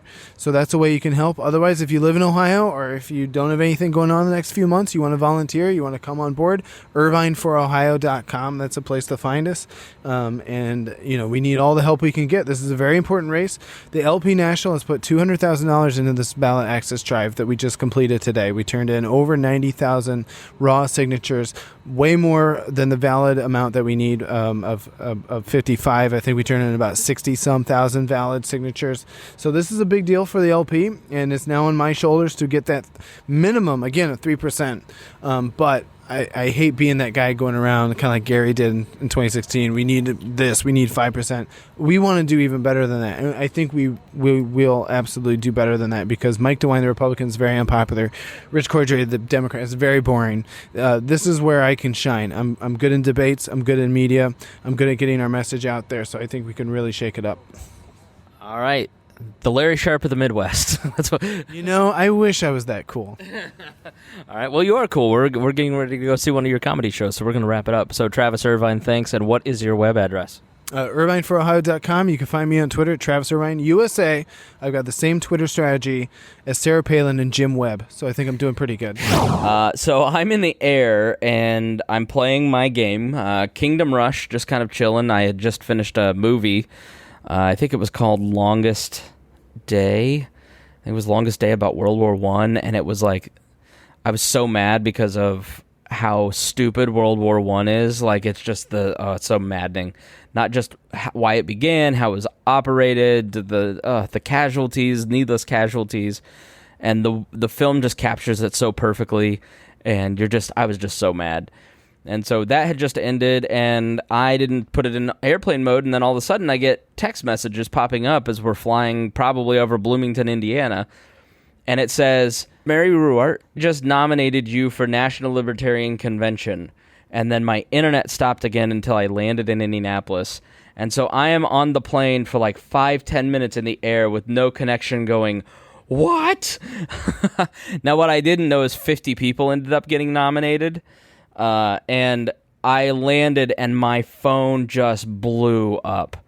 And it was 20 people. I'm not even kidding. 20 people. Mark Claire, Frank Rossa from Indiana, Jared Hall from Indiana, Kristi Avery, a bunch of friends going, hey, did you realize you were running for National Libertarian the Committee at Large to be a member of the body? I was like, no. So I had no clue that this had happened. So and as you heard, Nick basically asked her, and I was like, I never even talked to Mary. I didn't get a chance to say hi. She was busy. What is she doing? So I messaged her. I asked Jared and a few others to like talk to Mary, maybe grab Evan McMahon, who's a friend of mine who knows everybody. Like, can you talk to Mary? Because Evan's obviously he won the chairs race for Nick Sarwark. And Evan and I have worked together for years on various political campaigns, and I know what political acumen he has. Because, like, for my calculation, like, I have a great deal of respect for Mary, and I know that Mary just walked up and told the body that I had agreed to be a delegate, and so she and I never talked about it, and so I didn't want her to look bad in any way, because, so how do we get out of this with her saving face? Because clearly this is a mistake. I don't want to be on the National Libertarian Committee. I don't think my membership is even renewed. I purposely was not a delegate to the convention because I don't feel that you can cover something and be a delegate at the same time. I think, when you're talking to people and you're trying to be fair, if you have the press badge and then delegate tags hanging off of it, there's an inherent conflict there where, Matt or Josh or Nick or any of these guys are trying to get your vote as well as talk. So you just don't do that. So you have to have some separation. So I definitely would not want to be on the committee because you cannot be a member of Wayne Allen Root proved this. You cannot be a member of a political party and also be a political commentator. You just cannot do both because you're elected and entrusted by delegates to be their voice, to execute the things that they wish. They've put their trust in you. And if you are going on your podcast or Fox News in Wayne Allen Root's case and you're praising Mitt Romney or other Republicans or Rand Paul even, then members have every right to be upset at you. And nor do I want this program to be a mouthpiece for the Libertarian Party in any way, shape, or form. I talk about the Libertarian Party, and that's because no one really gives them the coverage that I think our audience really does want. They want to understand the Libertarian Party, and nobody covers it. Matt Welch was the only legitimate media there other than podcasts. Not that being libertarian and Lions of Liberty and We Are Libertarians aren't legitimate news outlets in some ways, but, we're like Matt Welch is classically trained as a journalist, for instance. So, and I saw Ron Nielsen's Jack News there, but that's a mouthpiece for Ron Nielsen, to be quite honest. And so I don't want to be a mouthpiece for anyone. I want to share with you what I observe based on my years of experience and the knowledge and study that I put into this, and to give you a perception, and so you can take that and do with it what you will. And I think as listeners, if I were on the National Libertarian Committee, I think that would be a problem. So I wasn't panicked, but I was like, this is a big mistake. Like, what is going on? And finally, somebody got a hold of Mary, and she goes, "Oh, no, I meant Chris Thrasher, who ran for chair." Now, Thrasher and I have known each other a long time. Let's just say that Chris and I are both white males around the same age and of larger carriage. And I could see how you could get a portly white male libertarian confused when you're at one of our conventions because there's so many of us. And so it was you know, after 4 days in, you're pretty tired, and it was just a mistake. And I know she felt bad, and I was like, no, I totally get it. I don't care. I'm sure Thrasher doesn't care. It's totally fine. But you little turds, somebody, Michael Schulteis, resubmitted my name for nomination. And after that was struck, thank you, Nick, somebody went up again and was going to try and put my name in, and multiple people were going to put my name in again and again and again. And if that didn't work, use me as a write-in just to troll me. Now, listen, you know I love trolling, but respect the process. Don't use these means to troll, because these are not the right. This is not the right way to troll. This is what the Audacious Caucus does, and we don't want to be them. But I respect it, and I was cracking up on the airplane, and I know a lot of other people thought it was funny. So that was. Bad things happen to people who are co-hosts on Wall, and they get on airplanes, and then they land, and then it's like, what happened while I was in the air? It's like our own Janine Sacco moment. So with that, I want to close out this show, and I did my outro, and so I'm going to go to that. I mentioned the vice chair's race is still going on. Alex Merced ended up winning vice chair. And so, you know, congratulations to a fellow Libertarian podcaster. I've been on Alex's show. He's a very, very sweet human being. He's a very nice person, and very sincere and dedicated, and has a lot of skills, and so I'm sure he'll do fine at that role. And yeah, so now let's travel back in time together to the end of this episode.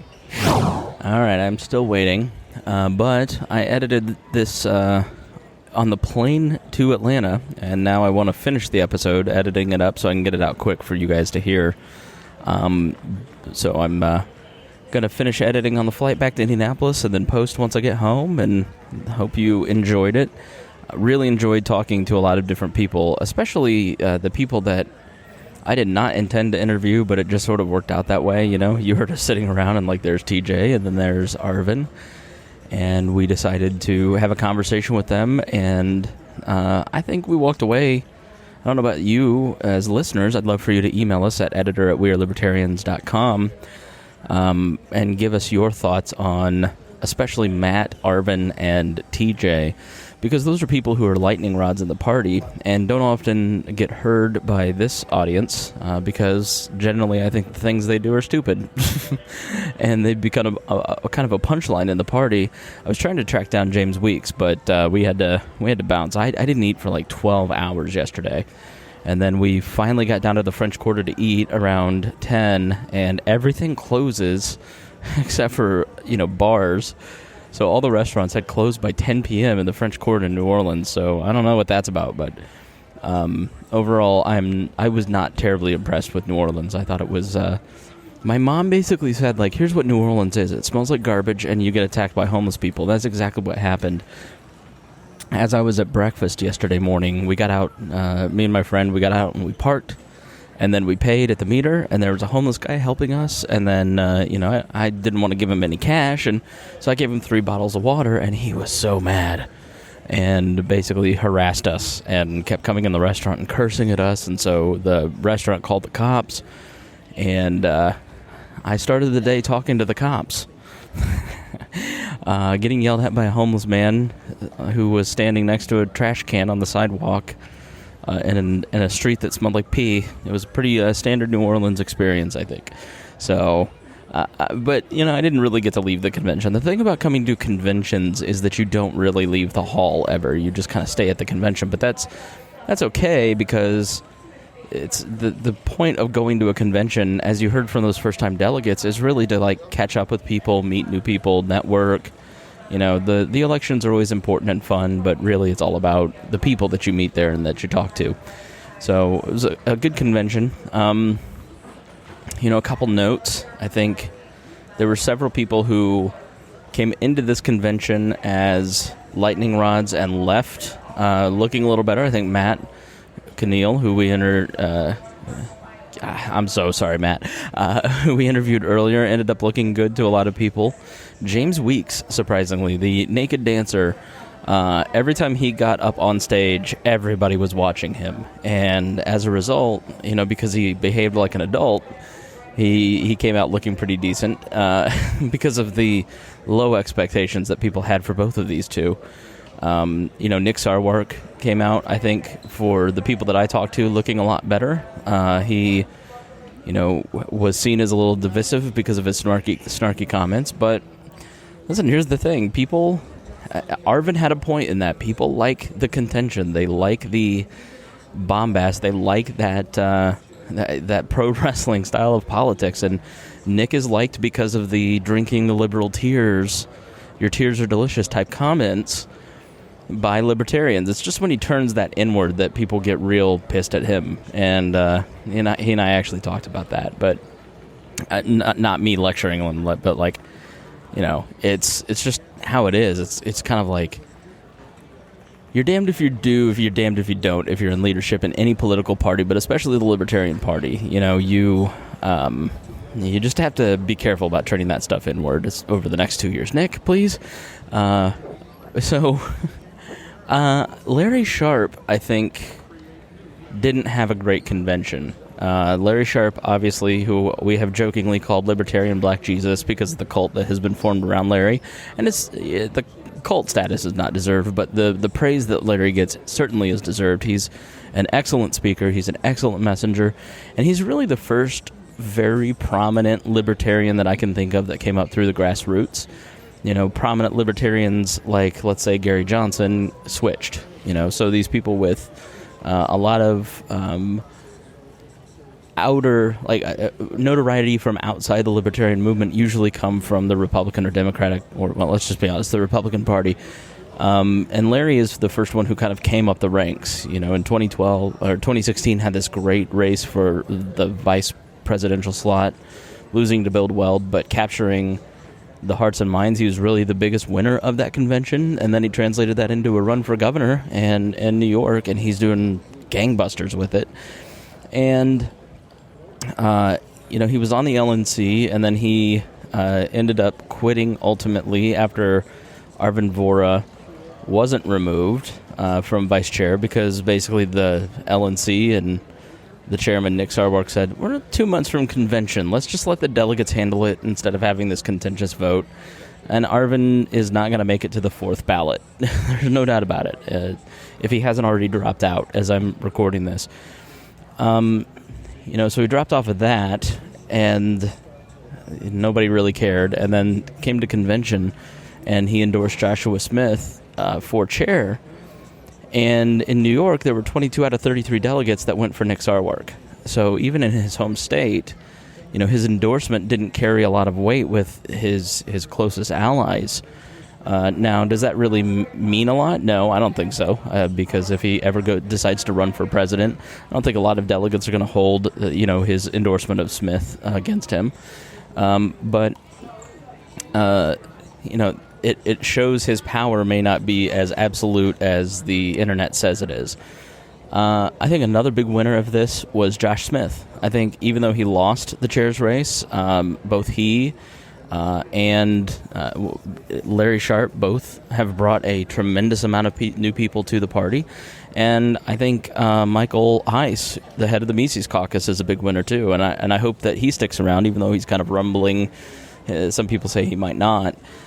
I talked to so many new people who were there because of the Mises Caucus and and including, people like Tom Woods. I mean, people from the Mises crowd, as we've talked about on previous episodes, people from the Mises crowd are not fans of the Libertarian Party because of the Rothbard versus Cato split in 1983, where basically the Koch brothers and Rothbard had a falling out, and it was really rough, and there's been a split in the party between these two crowds, and Michael Heiss said, let's change that, had this kick-ass party on Friday. I think it was Friday. No, Saturday, maybe. And basically, Tom Woods came and spoke, and along with several others. And, I never would have thought Tom Woods would come to a Libertarian Party convention, and I hope that he enjoyed it. And that's really the biggest takeaway that I have from this. So, besides the new people that came to the convention because of Joshua and Michael and their efforts, which they should be highly commended for, the tenor of the convention leading up to it seemed toxic. The chair's debate seemed toxic. But, as you heard Travis saying, we're not leaving with scars from this convention. There's even the people that I have personally disliked, I ended up talking to and enjoyed my conversations with them. I don't agree in a lot of what Arvin said specifically, but I think that's part of the point of all this, is you get together with people, you talk face-to-face, you come to understand each other a little bit better, and everybody walks away going, yeah, we're united, let's work together. You see that in every other political party as well. Usually you come out of a convention united, and everybody's ready to work for the candidates that got selected. And this ended up, after the race ended, being a fairly non-contentious race. Joshua was around the rest of the day talking to people. Chris Thrasher was around the rest of the day talking to people. Both, and even James Weeks, who ran for chair and didn't win, and everybody stuck around and was having conversations with the delegates.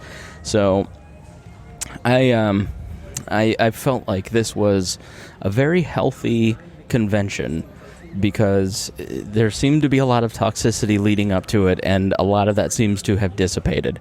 Now, give it 3 months, but I think there were personal relationships. I saw, the Audacious Caucus, those are the Liberty Hangout and the Libertarian Socialists and all these, the right and the left extremes of the party coming together in some aspects, so, and having conversations. TJ Roberts of Liberty Hangout, who has been, his publication has been aggressively anti-LP, was there. So, I think it ended up being a really good convention for that reason. So, and I think you heard that in some of the conversations that we had with some of the other first-time delegates. So, anyways, I am about to board my plane here in just a few moments. So I appreciate you listening. I appreciate all of the Patreon supporters that sent me, especially, Todd Singer, Jason Doolittle, Craig DaCosta, Brandon Luke, and Kristi Avery, our $100 a month Patreon subscribers. You guys really made this possible. And so if, and people like Ryan, Jeff Mata, and Michael Schulteis, Rick Irvine, and his wife, I don't know if she wants her name on the air. I appreciate them, being Patreon supporters, and it was fun to hang out with some of those folks at the convention. Rhinehold as well, and Paul Copeland. Can't leave Paul out. Big special thanks to Paul Copeland for, he and his dad hauled down all of our equipment, hauled down all of the banners and all the books that we gave out for free. So I appreciate Paul doing that, serving the Empire so greatly. Kristen, who you heard earlier, was just a big help to me this weekend, and I appreciate that. And so thanks to everybody who made this trip possible for We Are Libertarians, and hope that you enjoyed this. If you are so inclined, please share it. And if there's any conversation that you'd like to have around it, please get in the Facebook group at wearelibertarians.com or the Discord and chat us up. All right, thanks so much for joining us, and we will see you in just a few days.